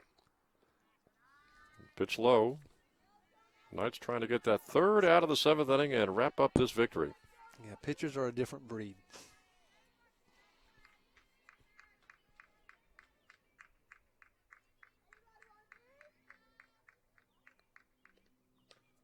Hit on the ground. Clark fields, throws over to first, makes the play. That's the 3rd out, and the Knights have their victory, Mike, snapping that 13-game losing streak. And they get the victory today, 5-1 in the first game. Well, it was a great team effort. We've seen the Muse in the circle being able to control the Owls. We saw Moore and Hilton really shining at the plate, and then the defense, except for that one error, has just been stellar for the Knights. So the Knights get great pitching, Mike, from Muse. Some big hits, too. Hilton, also Rachel Moore, just a few of the hitting stars. Annie Clark as well, and then Clark and especially Hilton in center field playing some great defense. Yeah, again, just a well-played ball game by the Knights, and I'm sure they're thinking, okay, we've done it once, let's do it again. And this is what you want to see, especially going into a weekend doubleheader coming up with a conference opponent. And it also snaps Maine-Presque Isles' winning streak. They had, I believe, won 10 in a row, and now they are 10-3 on the season, whereas the Knights are now 4-17. So we're going to take a little break here, Mike, in a second. But the second game is coming up about 25, 30 minutes away. You know the Knights would like to get the doubleheader sweep, and we'll see who throws, who's the starting pitcher for the Knights in that second game. Yeah, again, they need to piggyback off this momentum that they have, especially on the offensive end. I don't know if we'll see Clark or Moore out there, but I'm sure Muse will be ready to go in case she's needed to finish off the game. So the first game of this doubleheader is in the books. So again, your final score in Game 1, it was Southern Virginia University 5 and Maine-Presque Isle 1. We will take a little break before we get ready for the second game of this doubleheader.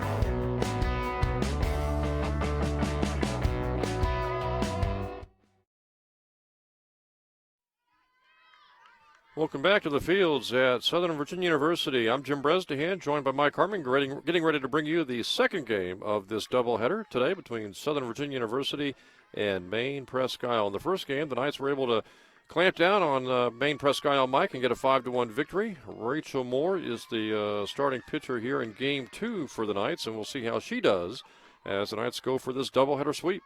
Well, and the big key for Rachel is going to be, can she find the strike zone?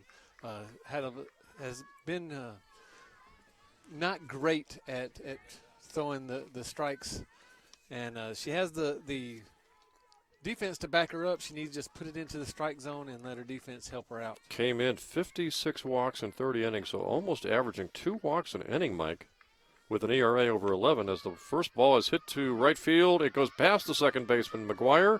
Helms right there to back it up. And so it's an opening leadoff single for Maine-Presque as Hannah Williams gets on right off the bat here in the top of the first inning.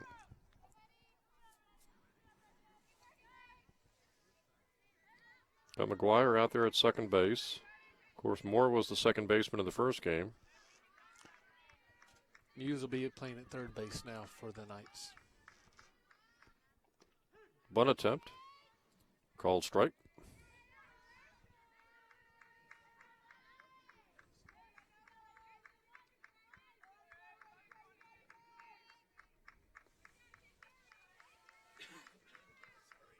Moore's pitch is high. You can see she's got some velocity to her pitch, Rachel Moore does, Mike, but as you mentioned, control has been and tonight will be our chief concern.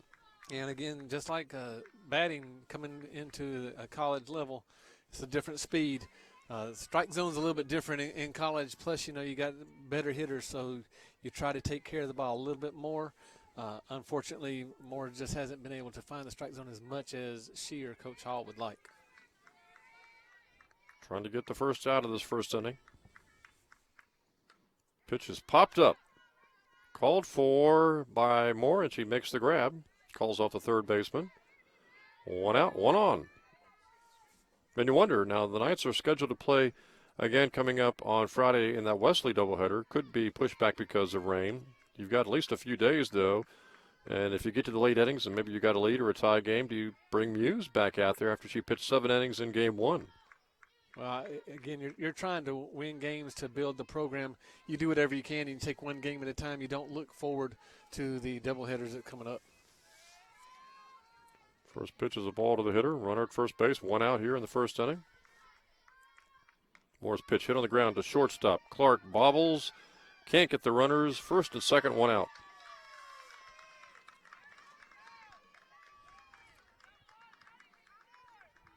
Williams was just able to get down to second base. That bobble really cost Clark. I don't know if she was going to go to second or go over to first after she fielded it cleanly, Mike, but now it's first and second, 1 out. Yeah, that's just an unfortunate misplay by Clark. The double play was set up for them to go ahead and take care of it. And that really could have boosted Rachel Moore a little bit. Of course, we had great defense by the Knights in Game 1, and they start off Game 2 bobbling the ball in the infield. First and second, 1 out. Up to Rachel Moore to get the number 4 hitter, the cleanup hitter for Maine-Presque. And that pitch is a called strike. Yeah, this is Packard, and she showed some power in the first game by hitting the home run. The only run that Maine-Presque scored in that first game, solo homer by Packard.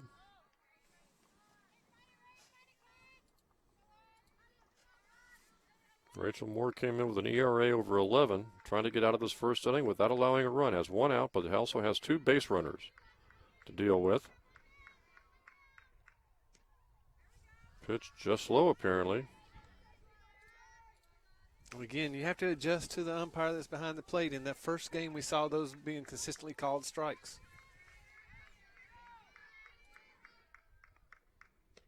Swung on and missed. That's a strike. Rachel Moore, by the way, is wearing 20. And I believe we were told in between games that usually she wears number 4. And I guess it got swiped from the laundry of what I was told.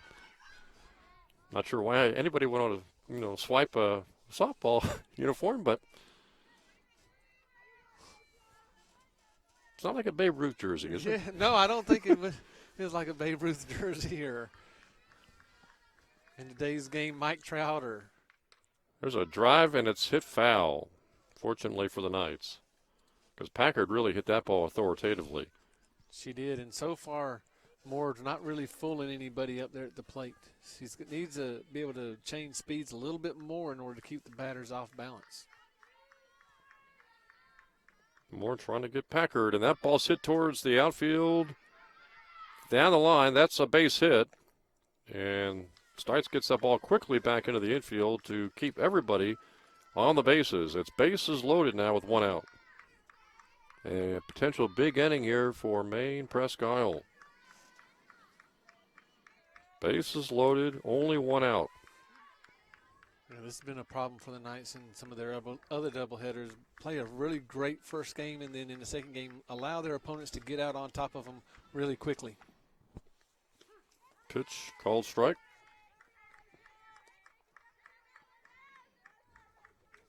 Jacobs is the third baseman up to bat now for the Owls. Moore's pitch tried to float that one in there, and it is in there for a called strike. And that may be the pitch that she needs to really rely on, not only in this game, but for the rest of the season to offset some of that speed that we see from her. Two-strike pitch is high. Well, needless to say, with 56 walks and 30 innings, this is not the time to walk anybody with bases loaded. Got 2 strikes on the hitter, 1 out here in the top of the first inning. Pitch is low, bounces away from the catcher. Runner from third will score. 1-0 Owls. Other runners move up, second and third, 1 out.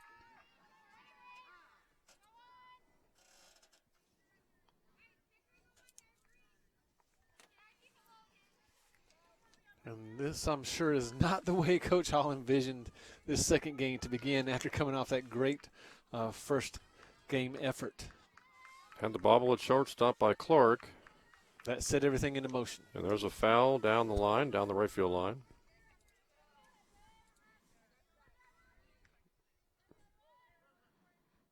If you're Coach Hall, I guess you're thinking right now, let's get this runner, then get the third out and try to get in and maybe see what our offense can do here in game number 2 after scoring 5 in the first game. Here's the pitch by Moore. Took something off that one, but it was high. Yeah, and they should have a little bit of an advantage if they have Packard again pitching.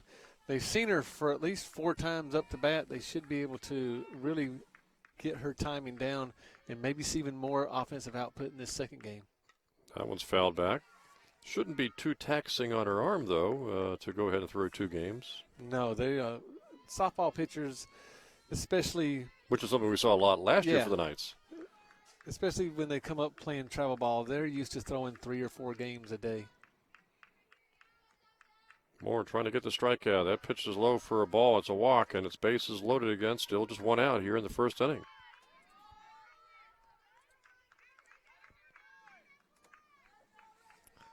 That brings up Churchill, the catcher for the Owls. And now the Knights have a play at any base. Got to get the runner out at home. Pitch is fouled back.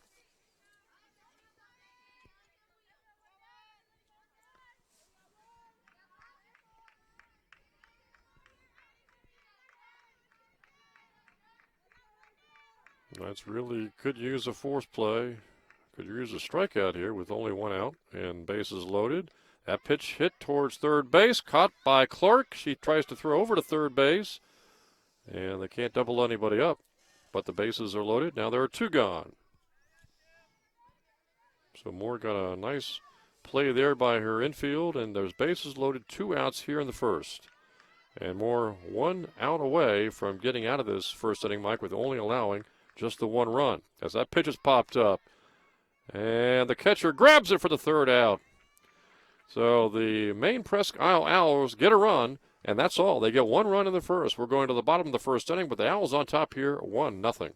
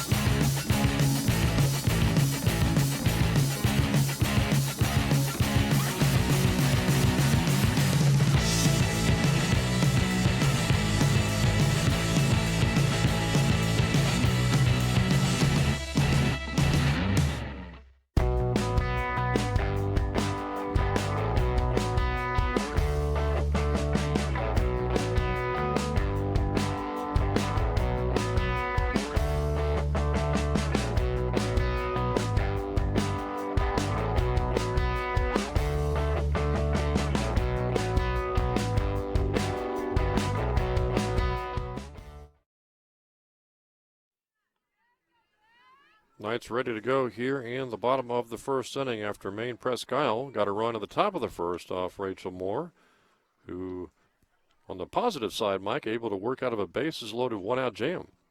Yeah, we can only hope that that was first inning jitters. Again, the defense kind of let her down a little bit. The run that was scored was unearned. We saw the error on the shortstop, Clark. So hopefully everything kind of settles down now. Again, now the Knights get to come up and bat. They've seen Packard for the whole first game. I don't know how much more tricks Packard has in her bag there, so the Knights' timing should be great. And Rachel Moore had a big first game with several hits in that first game, and she'll lead off here for the Knights in the bottom of the first. Facing Packard. Takes a ball.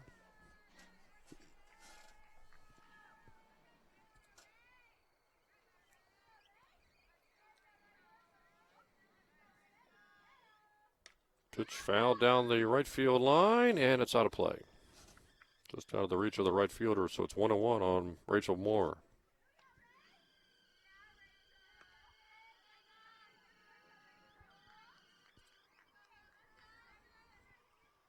Rachel, Mike, in the first game, one of the hitting stars for the Knights with several hits. And she drives that ball to shortstop, and it's nabbed by the shortstop for the first out of the inning. Well, again, being able to put the ball in play, she squared it up just right at the shortstop there, but again, you'll take that out. So one gone for the Knights here in the first. Trailing 1-0.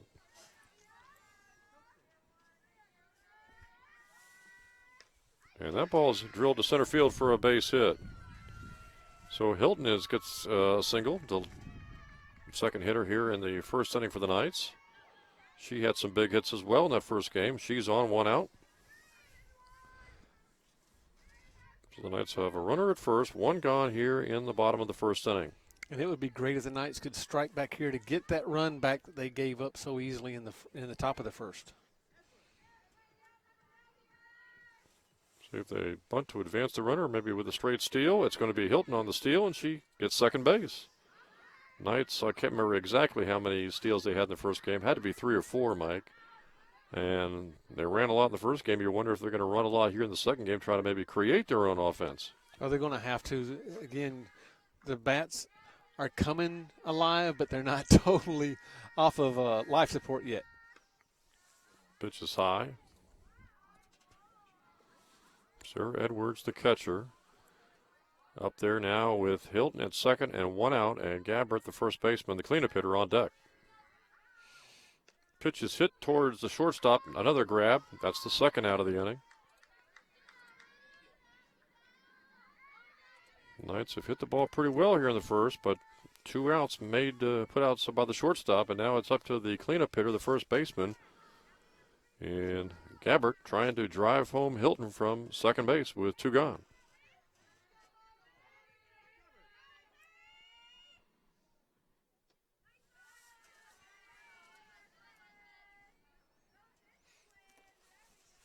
And again, if Gabbert can get the ball to the outfield, hit the green, Hilton has the speed to make it home easily because she'll be off on the pitch with 2 outs.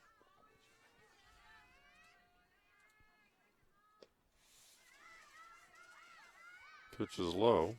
See if they try to work around Gabbert maybe. Not necessarily walk her, Mike, but try to keep it off the plate and not give her any good pitches to hit. Yeah, pitch really carefully to her because she is the main RBI producer. That ball's popped up. First baseman over and makes the grab for the third out. And we are at the end of 1 inning with your score. It is the Owls 1 and the Knights 0.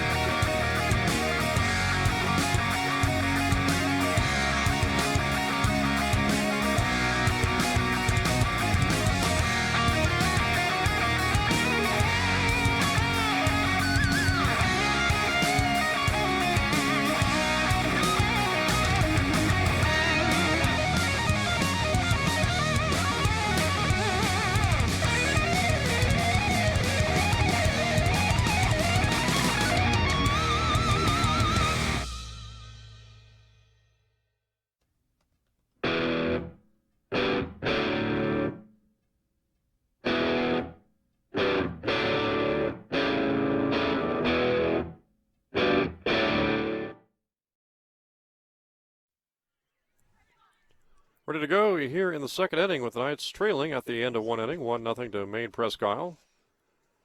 Rachel Moore now, Mike, will try to settle into a groove, get some outs, so get out of the second inning without allowing a run, and try to get the offense back onto the field for the Knights. Yeah, Campbell, the designated player, comes up to bat in the 8th position. I think Moore walked one batter in that first inning. I know she would love to get out of some of these innings without allowing a walk. Try to reduce that problem a little bit.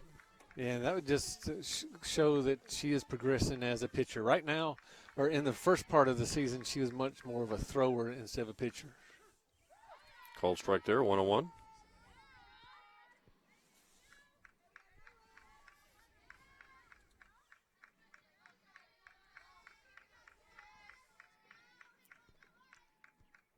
Took something off that pitch. It's hit down to third base. Throw over. Nice play by the Knights infield. One gone for Maine-Presque here in the top of the second inning. How important, too, is it, Mike, when you're talking about trying to increase your offense, trying to really get the bottom of the order for the Knights, really to pick up the offense a little bit? Well, the bottom of the ninth, 7, 8, 9 really have to start producing. Not so much as producing in runs scored or runs batted in, but producing enough to get on base so they can turn the offense over to the Moores and the Hiltons, who are really on fire. Does that mean maybe bunting for hits or drawing more walks?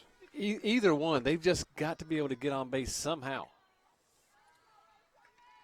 First hitter gone for Maine-Presque here in the second. Knights looking for maybe a 1-2-3 inning to get out of the second inning, trailing here 1-0.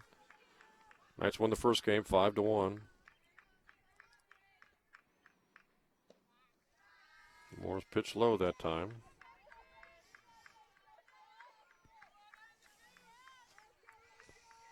Yeah, this is the 9-hole hitter. For Rachel, this is a very important hitter to get out. Moore's pitch fouled off.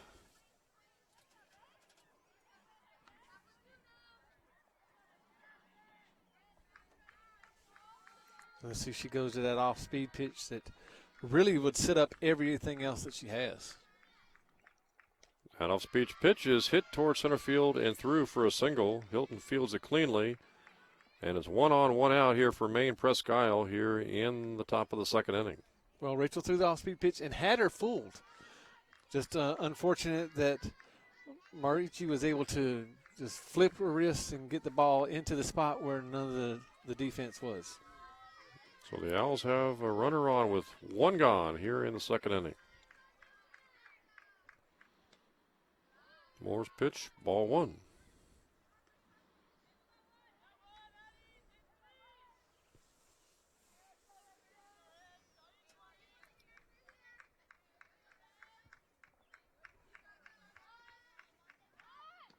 Everybody looking for the bunt. That's a called strike. Throw down. Oh, and that should get him. They get him. They get the runner back. Nice throw by Edwards, gunning it down to Gabbert, and they pick off the runner at first base, who was going a little too far out and just couldn't scramble back in time. And Marucci, after getting that single, is picked off, and suddenly 2 outs, nobody on base. Great play by Edwards and Gabbert as well. That ball's dribbled, rolling foul. I think that was McGuire over covering first base there as might have been, yeah, you're right. As Gabbert was going Gabbert was coming in for the bunt. Kind of surprised the runner strayed Mike that far off the base, though. Apparently didn't think that McGuire was going to sneak in behind her. And that's just a standard play for any second baseman. And again, Edwards put the ball right on the money. And it just looked to me like that runner was just slow getting back to the base, as there's a strikeout for Rachel Moore, and indeed the Knights were able to escape the second inning, not allowing a run. We played an inning and a half, and the Knights trail it here 1-0.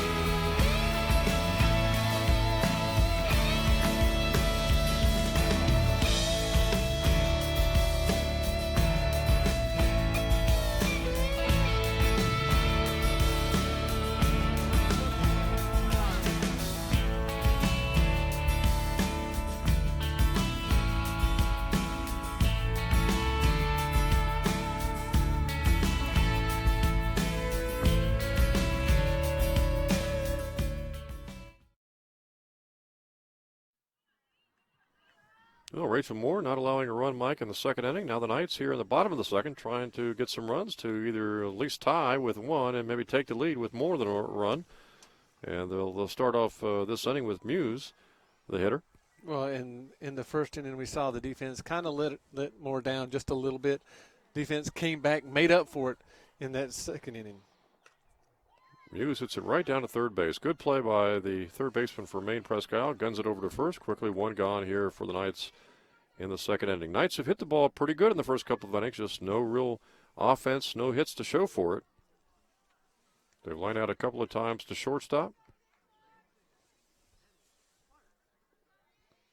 Again, but as long as you're putting pressure on the defense, making them field the ball, making them throw the ball, eventually you'll start to find the holes.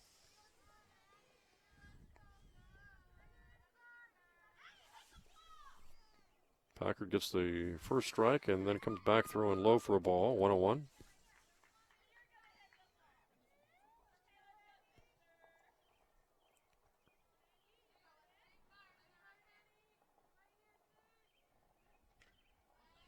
Now 1-2.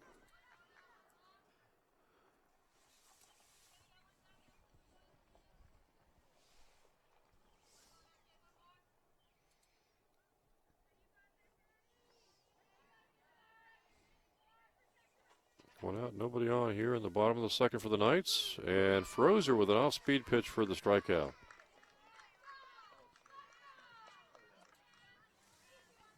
Again, when you're struggling offensively, that's something that you can't do is watch that third strike go by. If it's close, you need to be able to foul it off. Quickly 2 up and 2 down for the Knights in the second. Ball roped into center field for a base hit. Good strong single by the Knights. And so Stites is on at first base with 2 gone here in the second inning. And a new designated player for the Knights, Aubrey Jorgensen. Freshman from Saratoga Springs, Utah. 2 gone runner at first.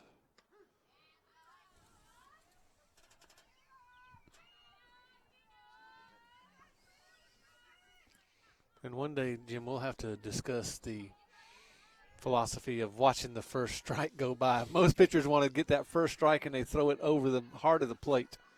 Maybe the best pitch of at bat. Here's Stites on a steal attempt. She'll make it easily. The ball goes into center field, but backed up by the center fielder. Another stolen base for the Knights. Now Stites suddenly in scoring position with a couple outs. And Jorgensen's got a chance here with a single to bring her home. Yeah, now it's up to Jorgensen to prolong this inning for the Knights, get someone into scoring position. These are the opportunities that the Knights have to start to learn how to capitalize on. It'll take a base hit, though. And it's a strikeout instead. That is the third out of the inning. We have played 2 innings. It is Maine-Presque 1 and SVU nothing.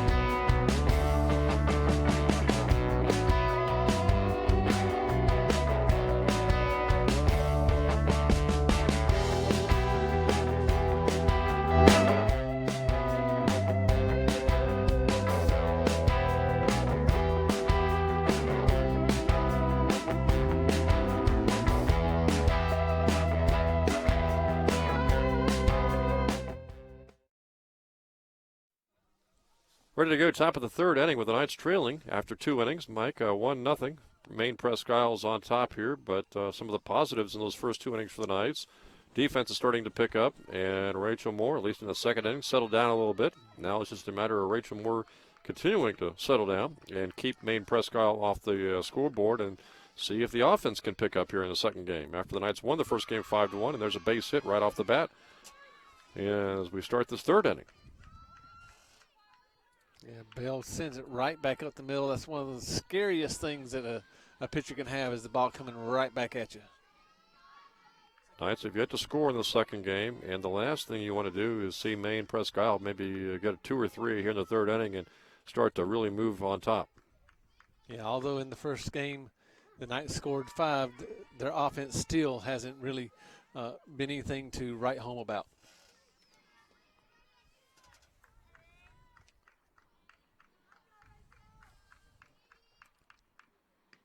That one's outside.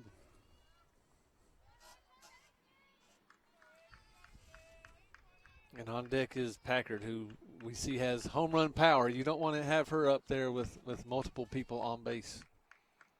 That one's low.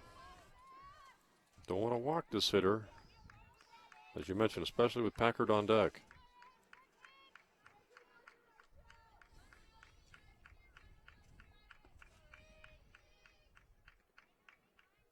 Moore's pitch, low again.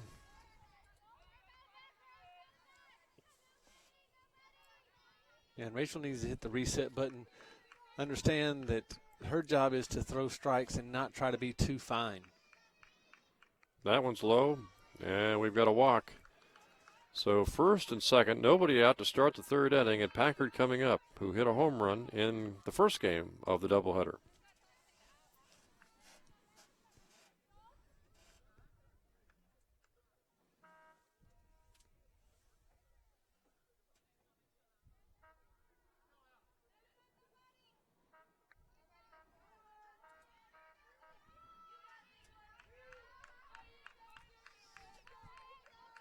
So first and second, nobody out here for the Owls. And Rachel Moore, the pitcher in the second game for the Knights, really in a jam here. Packard showing bunt. The ball rolls up there, and the runners are able to advance a base. Now suddenly it's second and third, nobody out.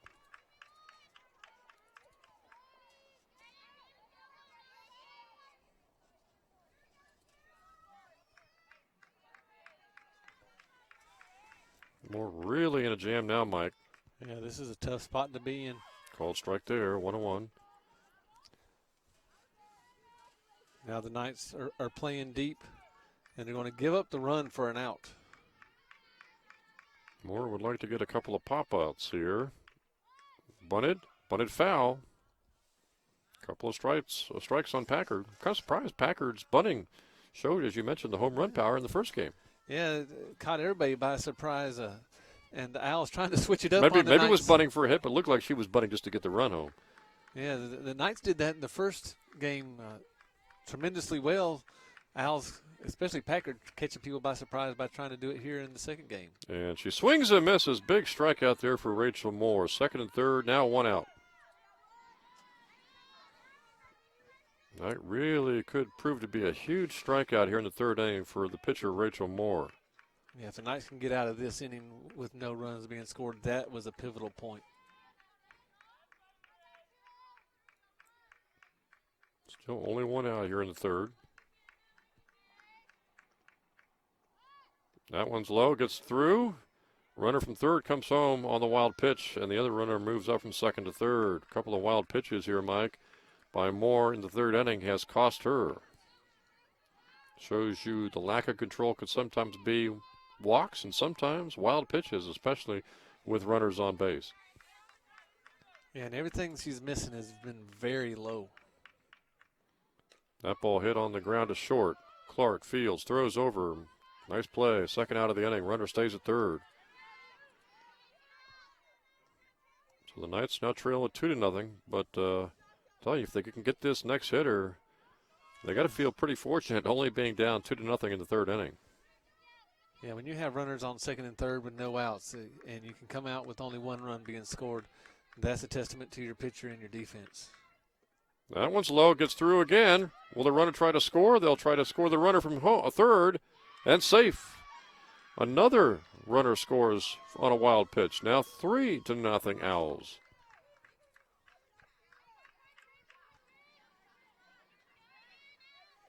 Edwards just couldn't get over to the ball in time, Mike, to get that ball back to Moore at the from the pitcher standpoint to nail the runner coming home from third, because it looked like they had a shot at it. Swung on and missed. Fouled back. So a couple of wild pitches here, Mike, has really changed the complexion of this game from a 1-0 game to a 3-0 game here in the third. Yeah, again, just some unfortunate circumstances for the Knights. Some of this has been brought on by Moore herself in the pitching circle. She pitched that one inside. Moore trying to nail down the third out and see if her offense can get going in the bottom of the third inning. Now the Knights trail it, though, by 3-0. Moore's pitch is hit towards the outfield, and it's going to drop. Hilton couldn't get there. Single. So Churchill gets the single with 2 outs.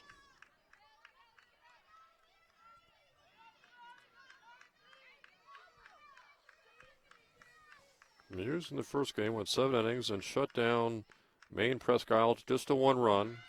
They have scored 3 here in the second game. And on the low pitch from Moore, down from first base down to second base goes Churchill. Still 2 outs, but another runner in scoring position here for the Owls. They've already scored 2 runs here in the third inning. And Moore has to keep it out of the dirt. This is just beating Sarah Edwards back behind the plate to death. That one's high. And suddenly her control is deserted, Mike, as you mentioned, either in the dirt low or way high.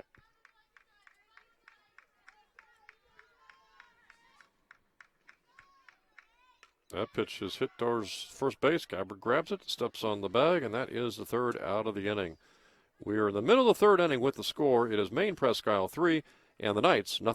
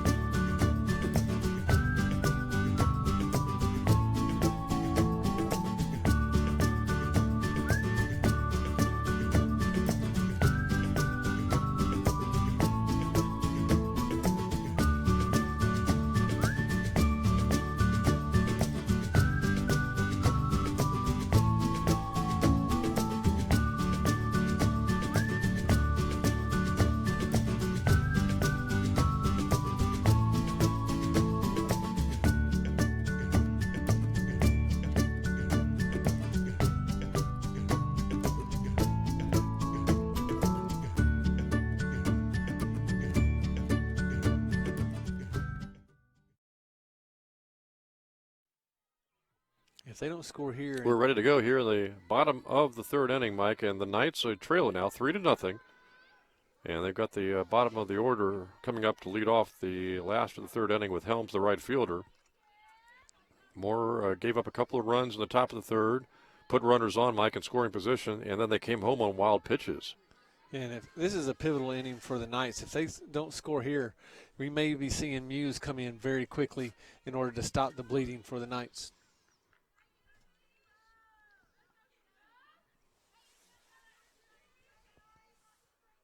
And you wonder, especially when you get into capital play, if they do what they did last year as a team and throw their number one pitcher maybe in both games of a doubleheader.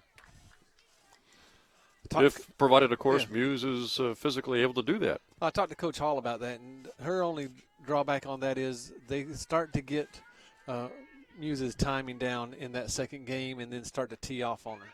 Hit the shortstop. And the runner is able to reach. Helms able to get down the line because the shortstop grabbed the ball and then just couldn't apparently grasp it enough to throw it over to first base. And that's a gift for the Knights.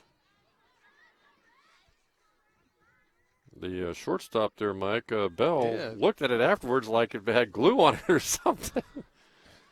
Yeah, couldn't find the grasp on it. So Helms gets on an error again, a gift for the Knights, and now we're back to the top of the lineup. And Rachel Moore swings and fouls off.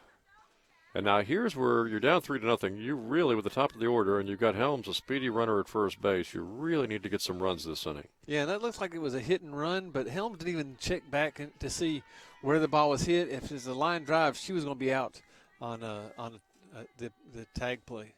Another swinging miss, or swinging foul back by Moore, so now quickly she's got a couple of strikes on her.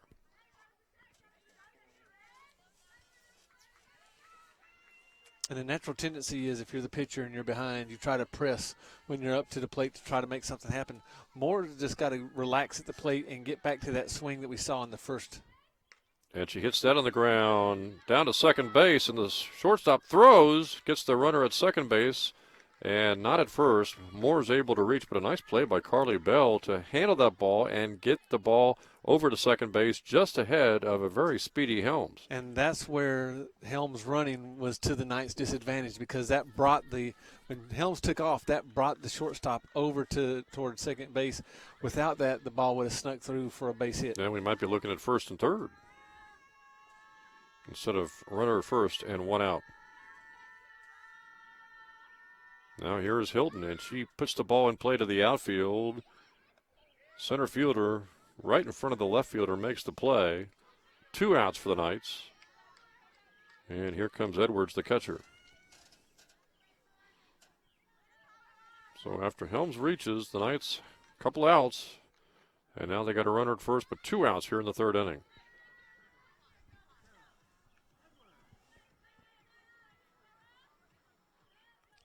Edwards with Gabbard on deck, trying to get something going here with 2 outs in the third inning for the Knights. Moore has good speed at first base. Knights have really struggled with the offense, Mike. Not too many extra base hits, and they really could use an extra base hit here.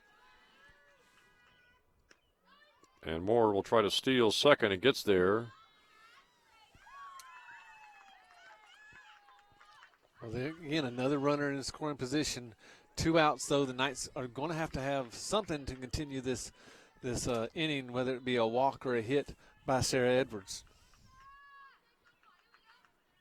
You like the way the Knights have run the base passes, stealing bases today.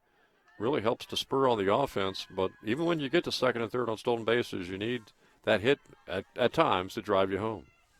And that's going to be the case here with, again, Edwards looking at Moore at second base and 2 outs in the third inning. And with Packard, she has really good control. We haven't seen her throw a wild pitch yet today, so you can't count on her to help you out if you're on the base paths.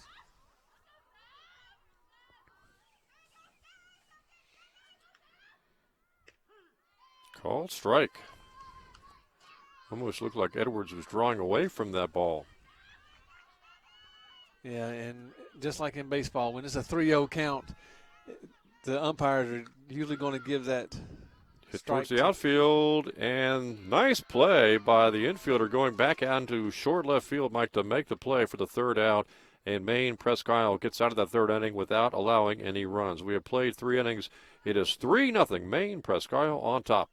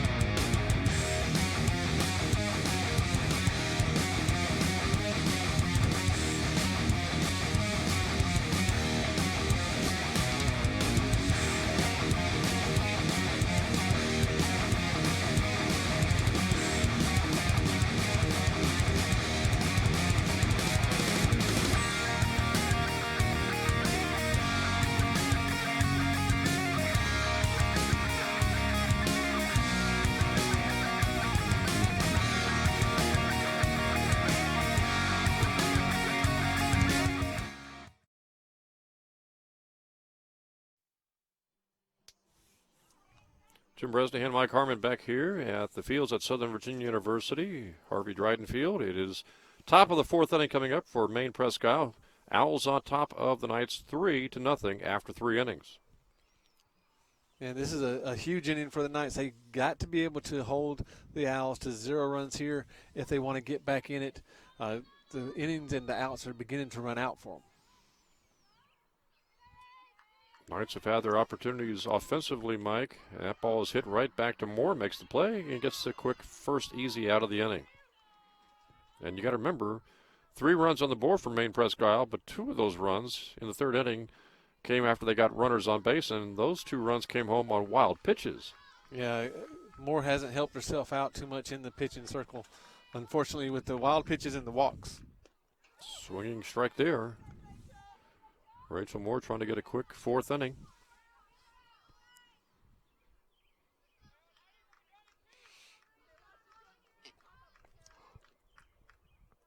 Took something off that one and get a called strike. So it's quickly 2 strikes to the hitter with 1 out here in the 4th inning.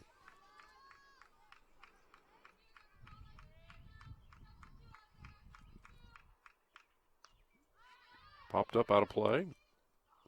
Back behind Edwards, couldn't get to it.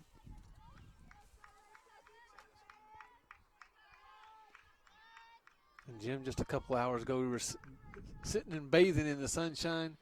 The sun's finally gone down, and the temperature's dropped about 6 degrees in the last 30 minutes. You mentioned a few minutes ago it was 63. I've got to figure it's 55 now. It's about, just checking, it was 54, so it's going down quickly. Supposed to go down to the 30s tonight, if you can believe that. Of course, we're only a week into spring. That ball fouled off. And I hope that we're not here to find out if it does hit the 30s. Now, you don't want to hear me going, Mike, is it 32 or 33 right now?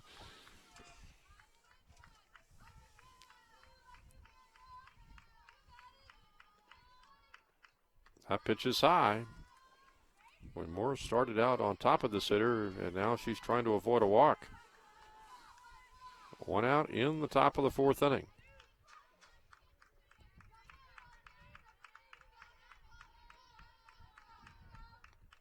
Swinging strike. There's the 2nd out of the inning. So quickly 2 outs here, Mike, in the 4th inning, and still an out to go, but it's been in the 4th inning that Rachel Moore appreciates. Yeah, 2 quick, fairly quick outs, and again, no one on base, no walks. This is what not only she would like to see, but Coach Hall would like to see. Moore working quickly. That's a ball. Back to the top of the lineup for the Owls.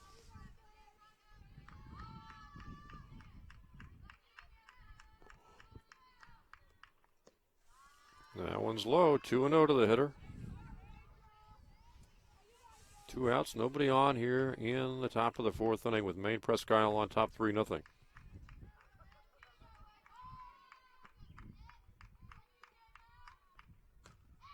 Grounded to third. Throw over. And a 1-2-3 inning for the Knights defensively. Knights will come to the plate here in the bottom of the 4th inning with your score. Maine-Presque 3 and Southern Virginia 0.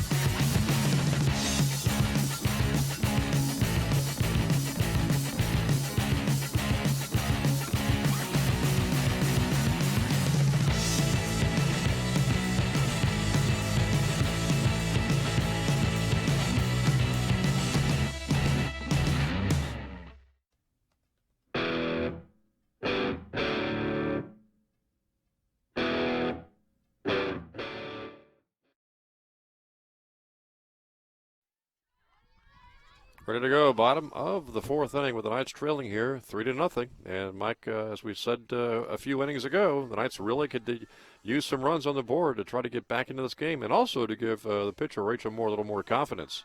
Yeah, and you're getting to the point in the game where offenses and defenses start counting outs. The Knights have 12 outs left in this game. Swinging strike. Packard taking a little bit off that pitch.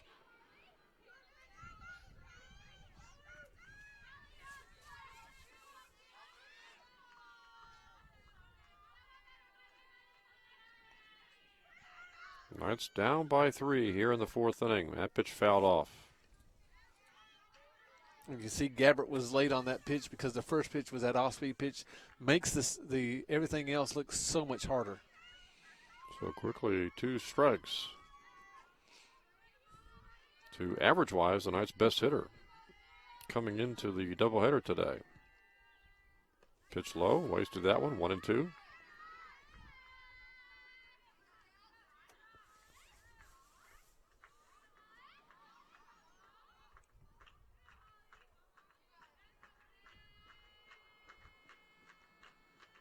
Swinging strike. Boy, Gabbard really got fooled by that pitch, Mike, and that's quickly 1 out here for the Knights in the fourth inning. And if the batters in the dugout are paying attention, Packard's going more and more and more to that off speed, especially the changeup. If they go up to the plate with a plan to wait for that changeup, they will be able to really get on top of it. That ball's roped into the outfield, down the left field line for a single. So a nice piece of hitting there for the Knights as Muse gets on, the first game pitcher, and she's on base at first base with 1 out here in the fourth inning.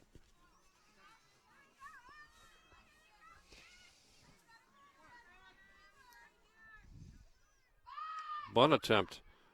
Packard tries to dive for it, can't grab it. Going to be first and second, and 1 out. And the Knights really get fortunate there on that bunt.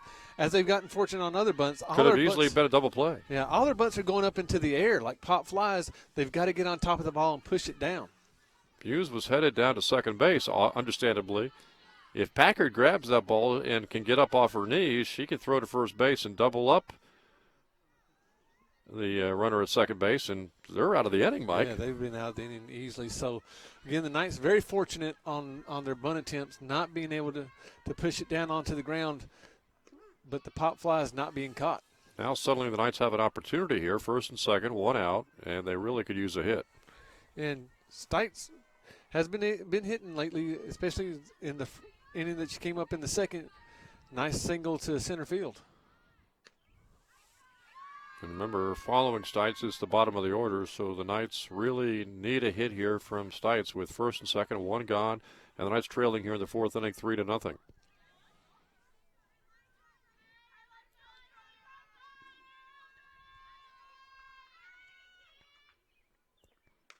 That ball's hit towards the outfield, towards the gap, and it's going to be in there. 1 run is in, and now the confusion on the base pass for the Knights. Boy, I'll tell you, Annie Clark got, for some reason, held up at second base and almost ran right into the hitter. Well, Muse was tagging up at second base, didn't see that it was going to the gap. She should have scored easily. Annie was coming around, didn't want to pass her, so she had to hold up, and then Stites had to hold up too. Base running errors that we didn't see in the first game from the Knights happening this time. 2 runs should have scored on that double. So it is 3-1. Instead of 3-2, it's 3-1 with 1 out, and now second and third. Knights still have a chance here with a base hit to maybe tie this game. But you're right, Mike. It should be 3-2, and probably, obviously, still a runner at second base. Still only 1 out of the inning, though, and you got to remember, Packard bowled a bunt and could have easily resulted in a double play. So the Knights are fortunate to be where they are. Runners moving, but the ball's dribbled foul. Yeah, so the Knights did score a run. It's great that they're on the board.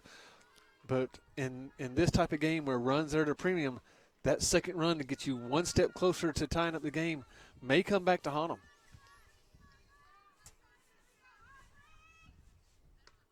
Floats that pitch up there. It's a ball.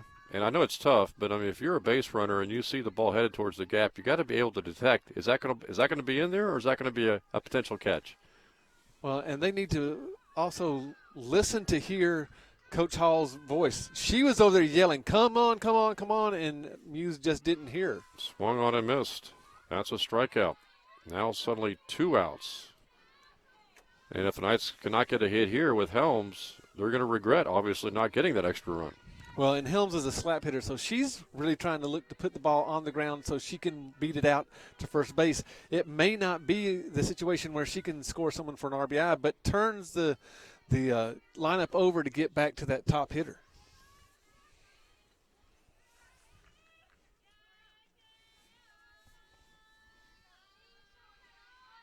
Helms missing on the first swing. And you just can't rely on a wild pitch at this stage from Packard. She's had pretty good control tonight. Yeah, you're going to have to manufacture a run. Packard's not going to just give it up off the wild pitch.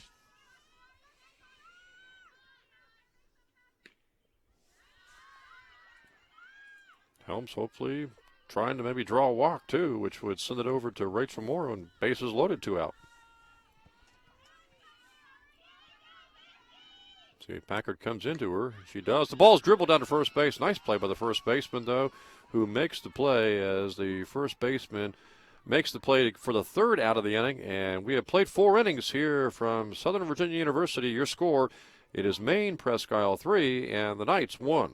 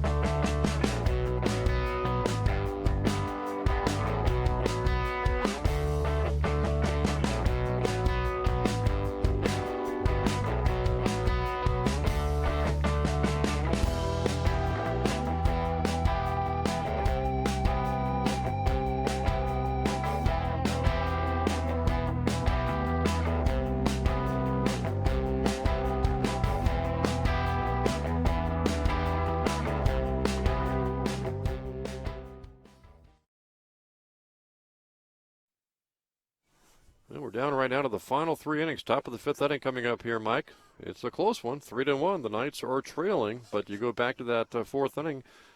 Big double in the right center gap by Stites, but it only drives home 1 run when it could have easily driven home 2, and it could easily be 3-2. Knights trailing by only 1 as we start the 5th inning instead of 3-1. Yeah, and you don't know if that extra run scores, if that would rattle Packard. Hit right to second base, and McGuire flags it out of the air for the 1st out. And if you rattle Packard, you might be in for a big inning. Get back to Moore and Hilton at the top of the lineup. But that base running mistake dearly cost the Knights.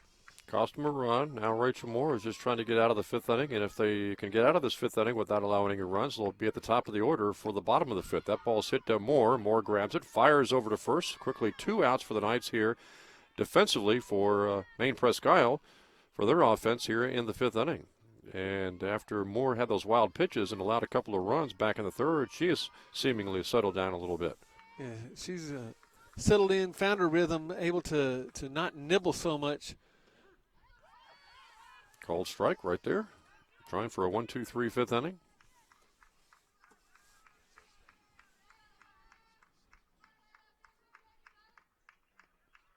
Took something off that one, high and outside.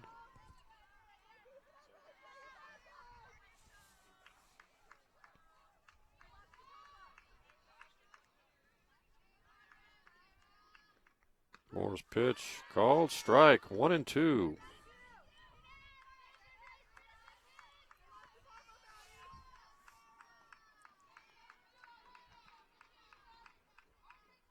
Moore's pitch is fouled back. Trying for a 1-2-3 5th inning here.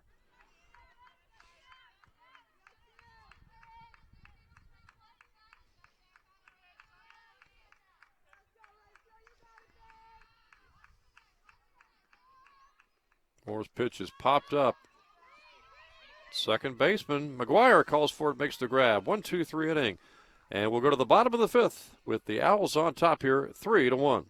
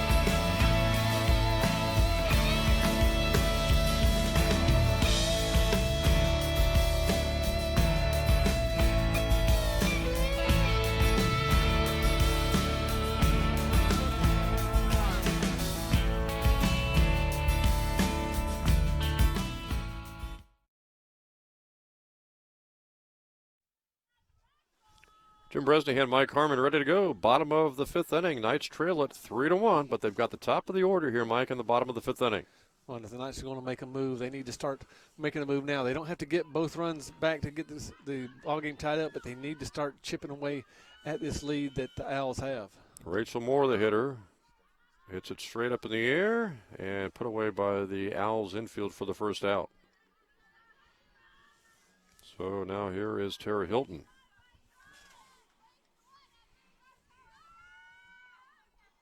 Hilton's had a nice night, several hits, great play in the first game in center field, snapping a liner and then throwing out a base runner who was at second base, originally at first base for double play, hoping to get on here. One gone for the Knights in the bottom of the fifth. Yeah, it's not very often that an outfielder starts a double play.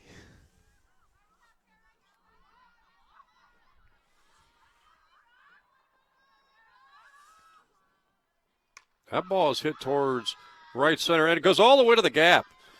And now Up we should against see the fence. Hilton go to third.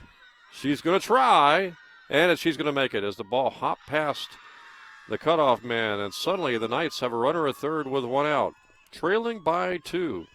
And you just hope now and into the future, the next couple innings, they're not going to regret not getting that run back in the third inning. Yeah, that's going to be a big key. Or the fourth inning.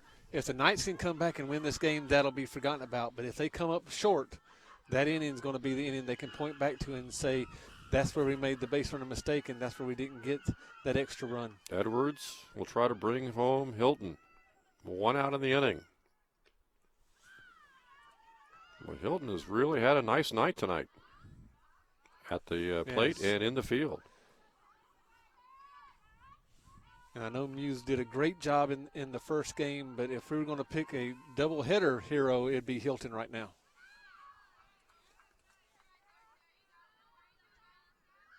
Edwards trying to deliver with Gabbard on deck.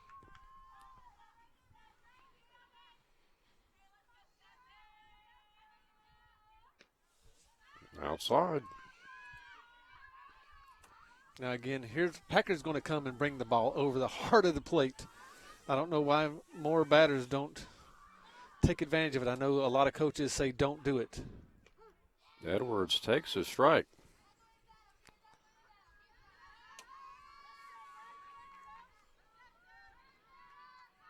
We'll see if Edwards turns the bat loose here. Nope. Takes the walk. So it's first and third, one out, and Gabbard comes to the plate, and the Knights are looking for a big hit here from her.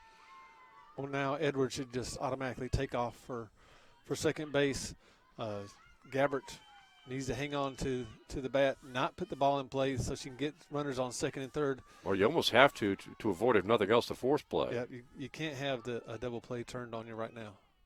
And there goes the runner to second base.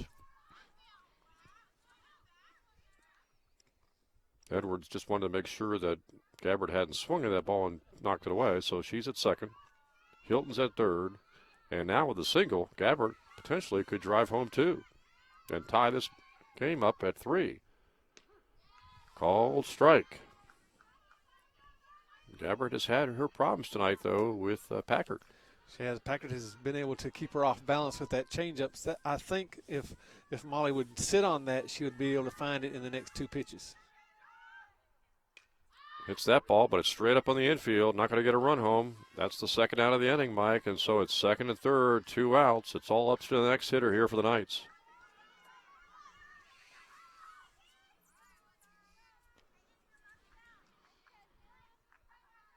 And Muse, who started that last inning rally, back up to bat. Can really redeem herself for the base running maybe mistake by driving home 2 with a single here. And she pops it up, back and out of play. So 2 on, 2 out. Runners at second and third. And we shouldn't see any problems with base running errors now. As the ball's contacted, both runners will be taken off with 2 outs. Yeah, that ball goes to the outfield on a line. In as far as the single is concerned, there is no excuse for not scoring from second base. And that would be the tying run. Pitch a called strike. So Muse is in the hole 0-2 now, and it's going to take a little bit shorter swing, just get the ball into play.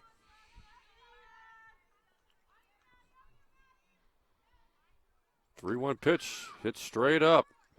Playable and nabbed by the center fielder who called off the infielder to make the play for the 3rd out of the inning. We have played 5. It is Maine-Presque on top here, 3-1.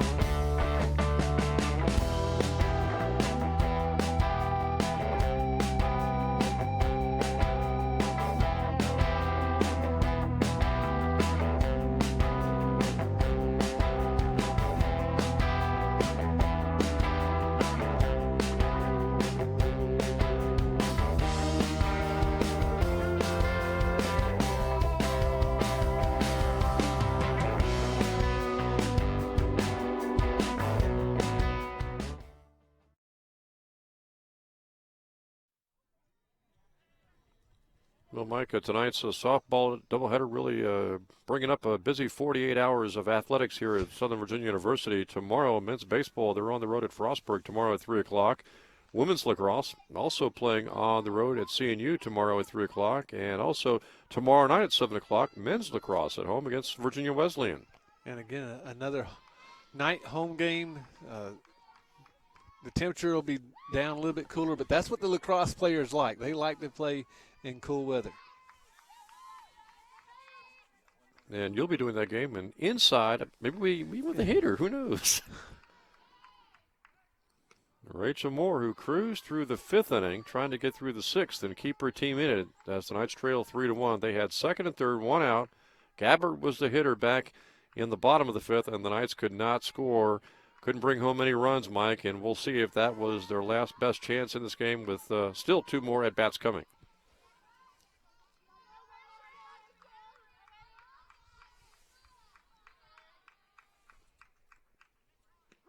Nice floater pitch there by Moore. She came in with an ERA over 11, and again, this is her 6th inning of work, has only allowed 3 runs.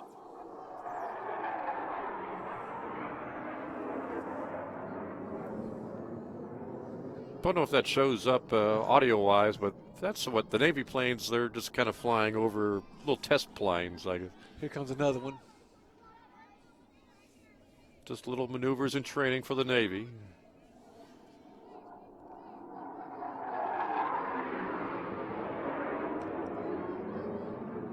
Ball is out of play. Gabbard couldn't reach it. Don't know what folks at home might think that is if we hadn't explained it. What are you guys, right next to a train tracks? And if we do more night games for the softball team, we'll be hearing more of that, as they like to use this little valley as a test run area. There's a strikeout by Moore. She has really settled down since the earlier innings. And I would think even if they end up losing this game, Mike, that's got to be a positive for Coach Hall to see Moore pitching like this after she kind of struggled with her control in the first few innings. Yeah, anytime Rachel can find this control, it's going to be great for them as they go further into Capital Athletic Conference play. Swinging strike there.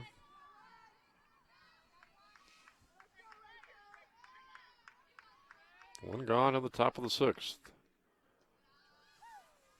And now 1-1 on the hitter. Knights trail by 2.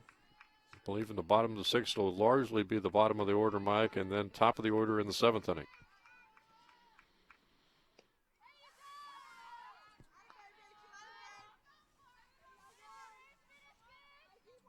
But again, the Knights are down by 2, Mike, and they have really struggled to put multiple run innings together. And the first game we saw them be able to manufacture runs with some bunts.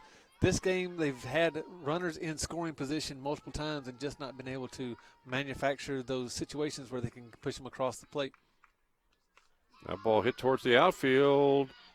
Stites making the catch. Boy, nice grab along the left field line. Sliding catch. The second sliding catch of the night. Stites in left field in the game 2. And, of course, earlier in game 1, Tara Hilton. So the defense is there for the Knights.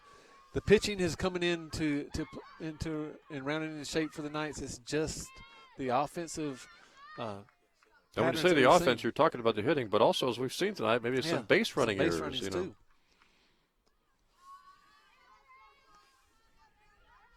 Moore trying to get the third out of the inning. 2 quickly out here in the top of the 6th.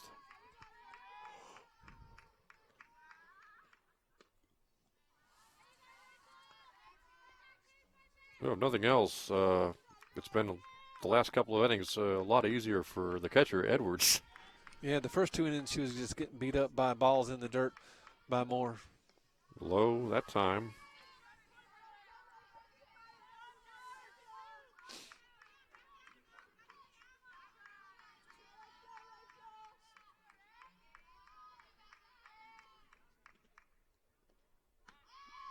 And Moore walks that hitter with 2 outs.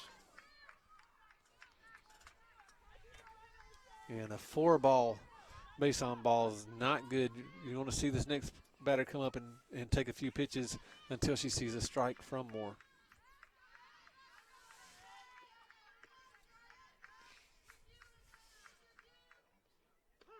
There's one called strike. They quickly throw down, runners back.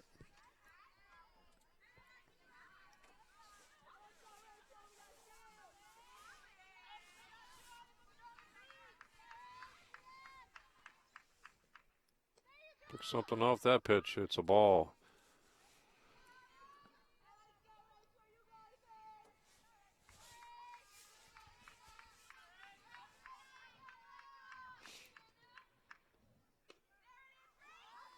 Missed outside.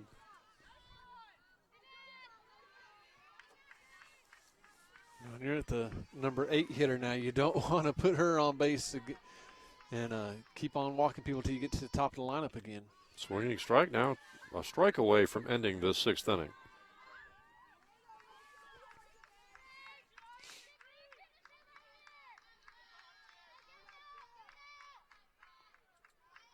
Two outs here in the top of the 6th, and Moore's pitch, swinging strike, got her. We have played 5.5 going to the bottom of the 6th inning with the Knights trailing here 3-1.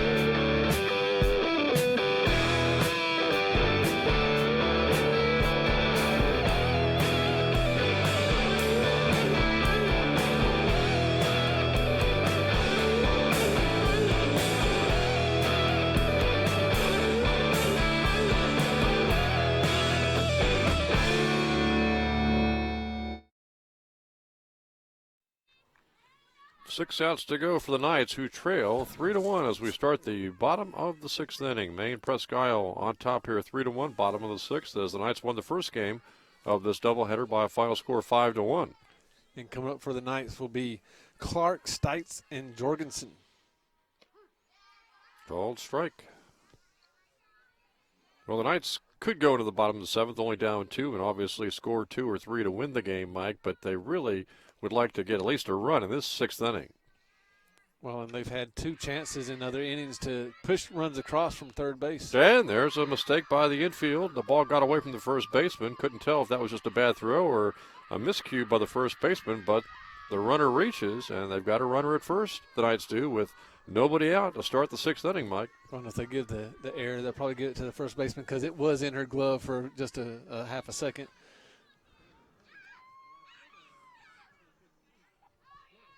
So the Knights have a runner at first base. We'll see if they can take advantage. Well, and Stites was really all over Packard in her last at bat, hit the ball into the gap. Just had a great play in the outfield. Hits that ball off the infielder. First 2 have reached. First and second for the Knights. And now your 8 and 9 hitter have to come through for you. Put the ball in play, get on base somehow by walk, hit by a pitch. Well, now what do you predict anything for this hitter with first and second, and I guess Helms on deck? Do you bunt here to move him up, or what do you think is going to happen on this next situation with the hitter coming up in first and second and nobody out? Well, Coach Hall's putting in a pinch hitter now. I would shorten up to show bunt, put the infield in motion, and go ahead and straight steal. Get the runners to second and third with no outs. And then you have a lot of stuff you can play with. We saw earlier in the first game where we had some suicide squeezes going on for the Knights to score. Get them to second and third without having an out. Then you can do a lot of things with the squeeze bunts. Knights are hoping to rally here in the 6th, take the lead, and finish Maine-Presque off in the 7th. We'll see. It's first and second, nobody out.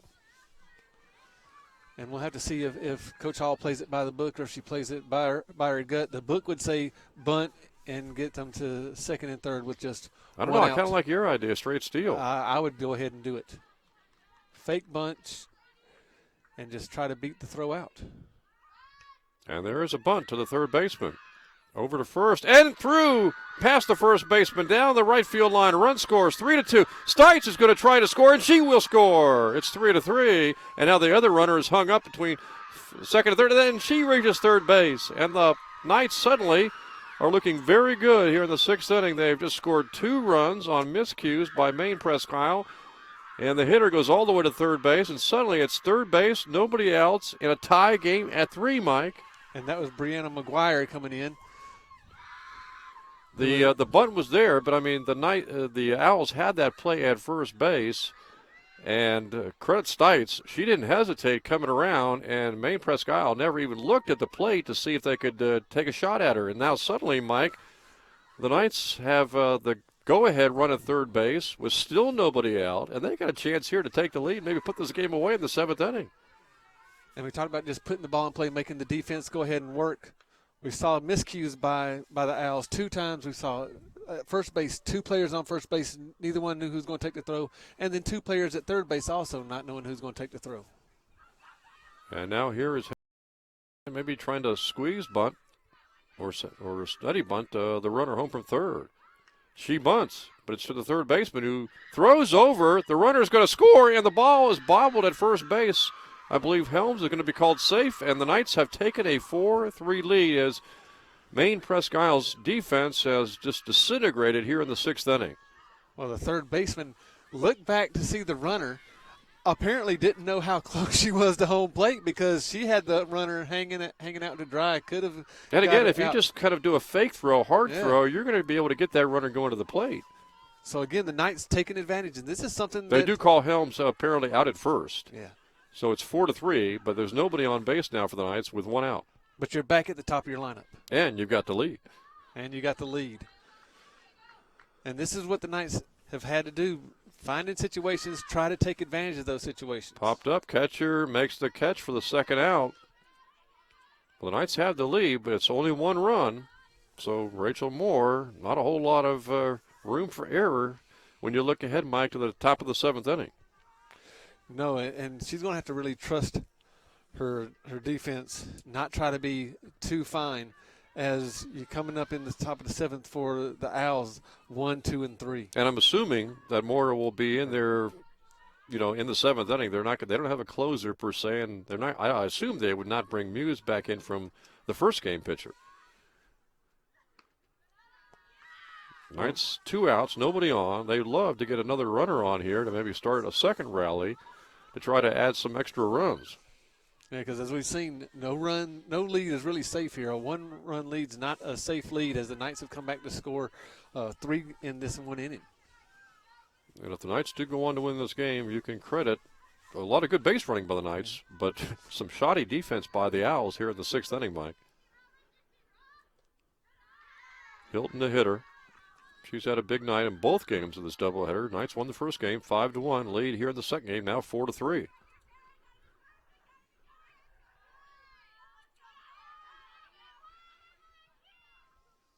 And that ball's roped into the outfield for another hit for Hilton. Now you got a straight steal, her. Well, you got 2 outs now. It's up in the air. Do you want to try to extend the lead with the risk of being thrown out at second base? But she hasn't even come close to being thrown out at second base yet. So I would go ahead and send her. Hopefully, then Edwards can get a hold of the ball, and then you've got a 2-run lead. I'm sure Rachel Moore would appreciate the extra run, the 5th run. There goes Hilton. Throw down, and she is in. Boy, Packard, the pitcher, must be wondering what's going on out here. She's kept the ball in the infield for the most part, and she's given up 3 runs. Unearned, but 3 runs. Yeah, and again, once the defense starts to fall apart as a pitcher, there's nothing that you can really do except get back into your zone. And now we'll see if Edwards can deliver a big base hit, which would give the Knights an extra run. They'd lead 4-3. They'd love to make it a 5-3 ball game.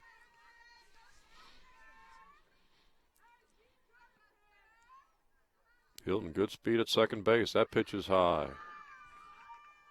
Remember, Gabbard is on deck. But she's had her problems tonight with Packard.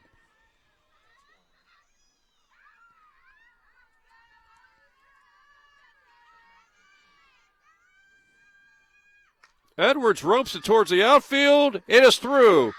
And in comes Hilton. 5-3 Knights, and that's a huge run.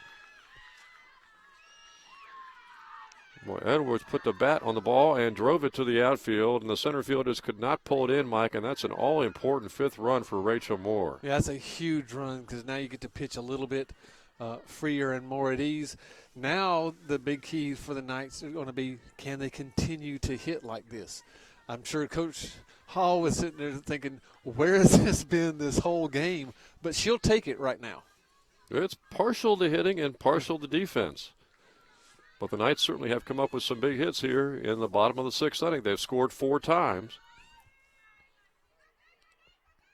And here comes Edwards on a straight steal attempt, and she's in there. And the ball rolls 3, and she will go on, and now she's going to try. Nope, going to stay at third base. Thought about trying to test the center fielder's arm and come home. Well, boy, you got Gabbard up there, and she's still coming into the doubleheader, the team's best hitter, so give her a chance with 2 out and a runner at third now.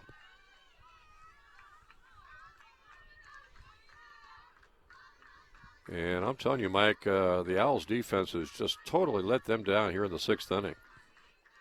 That ball drilled up the middle, base hit by Gabbard. Another run for the Knights. And this is great for the Knights to start getting these hits this late in the game because, again, not only are they looking to win this game, but they're looking for momentum going into Friday's doubleheader in their Capital Conference. So the Knights scored 5 times, Mike, in the first game, now 6 times here in the second game.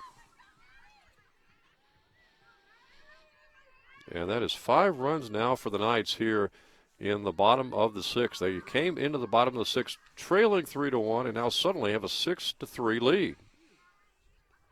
And people can point to the mistakes by the Owls, but the Knights have had to be able to take advantage of those mistakes. Hit to left field and down. through. It's going to get past the left fielder. Gabbert, can she score? Oh, yeah, easily. She's going to come home. And it's now 7-3 Southern Virginia. And it just looks like the Maine-Presque defense is just spinning out of control right now. Well, that, and plus in the last 3 hits that we've seen, the Knights are right on time with Packer. They finally got that timing down. They've seen her enough. They know what she's going to throw to them. So credit the Knights batters for getting that timing down. It's taken a little while, but they finally got it. And another ball rocketed, and that one's down the left field line. What a hit that was. And Clark should be at third base. 8-3. Clark going to stop at kept second. That ball was all the way down the left field corner. Yeah, she should have kept on going. She didn't pick Especially up with 2 outs. Yeah, she should have kept on going. She didn't pick up Coach Hall over there at third base. 6 runs in the inning. 7-3 Knights. Let's see. If they score 4 more times, game's over. Game's over. 8-run slaughter rule.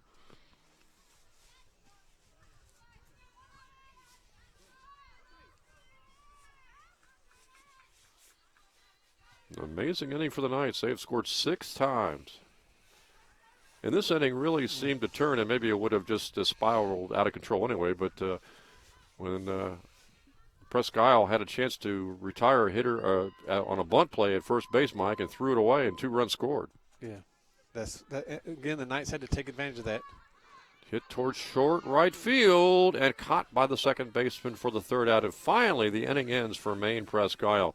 Big inning for the Knights. They score a bunch of runs and take the lead in this game. We played 6. It is Southern Virginia 7 and Maine-Presque Isle 3.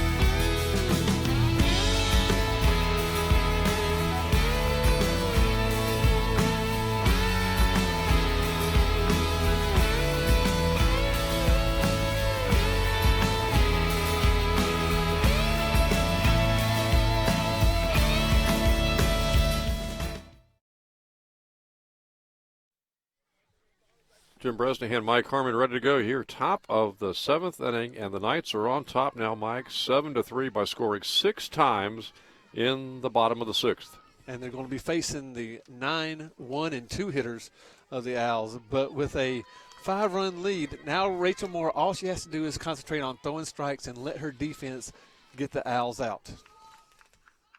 And that first pitch is a ball. That's the key. Don't let up.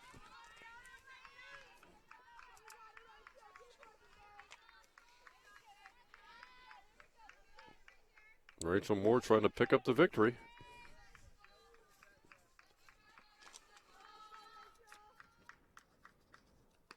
That pitch is high and outside.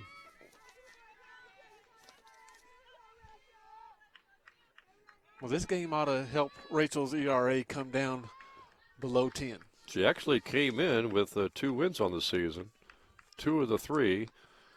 Muse picked up the first game victory. She's got 2 wins on the season. Moore's trying to pick up her 3rd win of the season.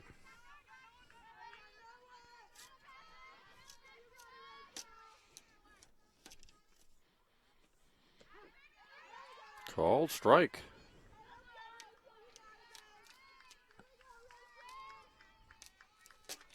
And it could be a very interesting second half of the season, Mike, for the softball team if the offense can come to play like this every game and Moore can really settle down into a good second pitcher. That would keep them in more games. And if you go into the 6th, 7th inning with a chance to win, that's all you're really asking for out of your team is give us a chance to win. Ball's hit towards the outfield. Hilton almost overran it. darts back, makes the play. First out. Oh, and that's a tough ball when it's hit straight at you. You'd much rather it go off just at a slight angle. Hilton came charging in, was able to reverse field just in time to get back and snag the ball. Well, she is really a talented center fielder and a pretty good hitter. So 1 out here in the 7th inning.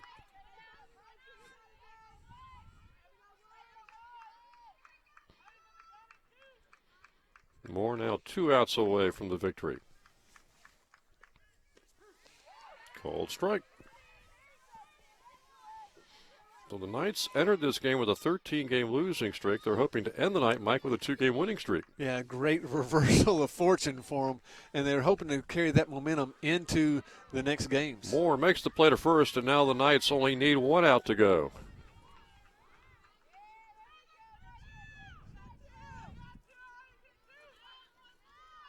And Maine-Presque, they're going to Mary Baldwin after this, but boy, they're really going to think about that 6th inning that really just got out of control for them. Moore trying to get the last hitter. It's hit to second base, over to first, and the Knights have a doubleheader sweep. Great for the Knights, being able to come back after being down by 2 going into the 6th inning to be able to come back and get the win convincingly. So the Knights win the first game, Mike, 5-1, and again get 6 runs in the bottom of the 6th inning to win game 2 here, 7-3, and sweep Maine-Presque, who came in with a record of 10-2, now 10-4 in the season. And the Knights have their 5th win on the season, Mike. And Rachel Moore really settled down as we went along in that second game, too. Well, 2 things that happened, and one was the pitching for the Knights in both games in the later stages was outstanding.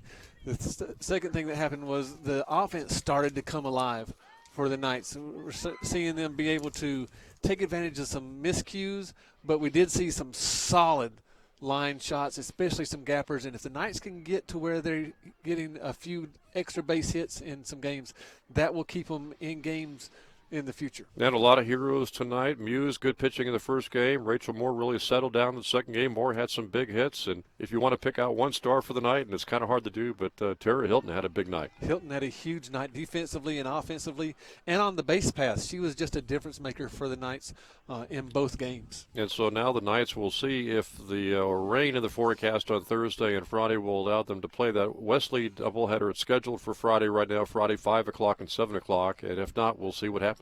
Yeah, hopefully for them and this momentum that they could be carrying into those games, hopefully they'll be able to get those 2 games in with Wesley. So again, a big doubleheader sweep tonight for the Southern Virginia University softball team. They win the first game 5-1, and the nightcap by a final score of 7-3. That's going to wrap things up here from Southern Virginia University. For Mike Harmon, I'm Jim Bresnahan, and all the crew saying thanks for joining us again tonight.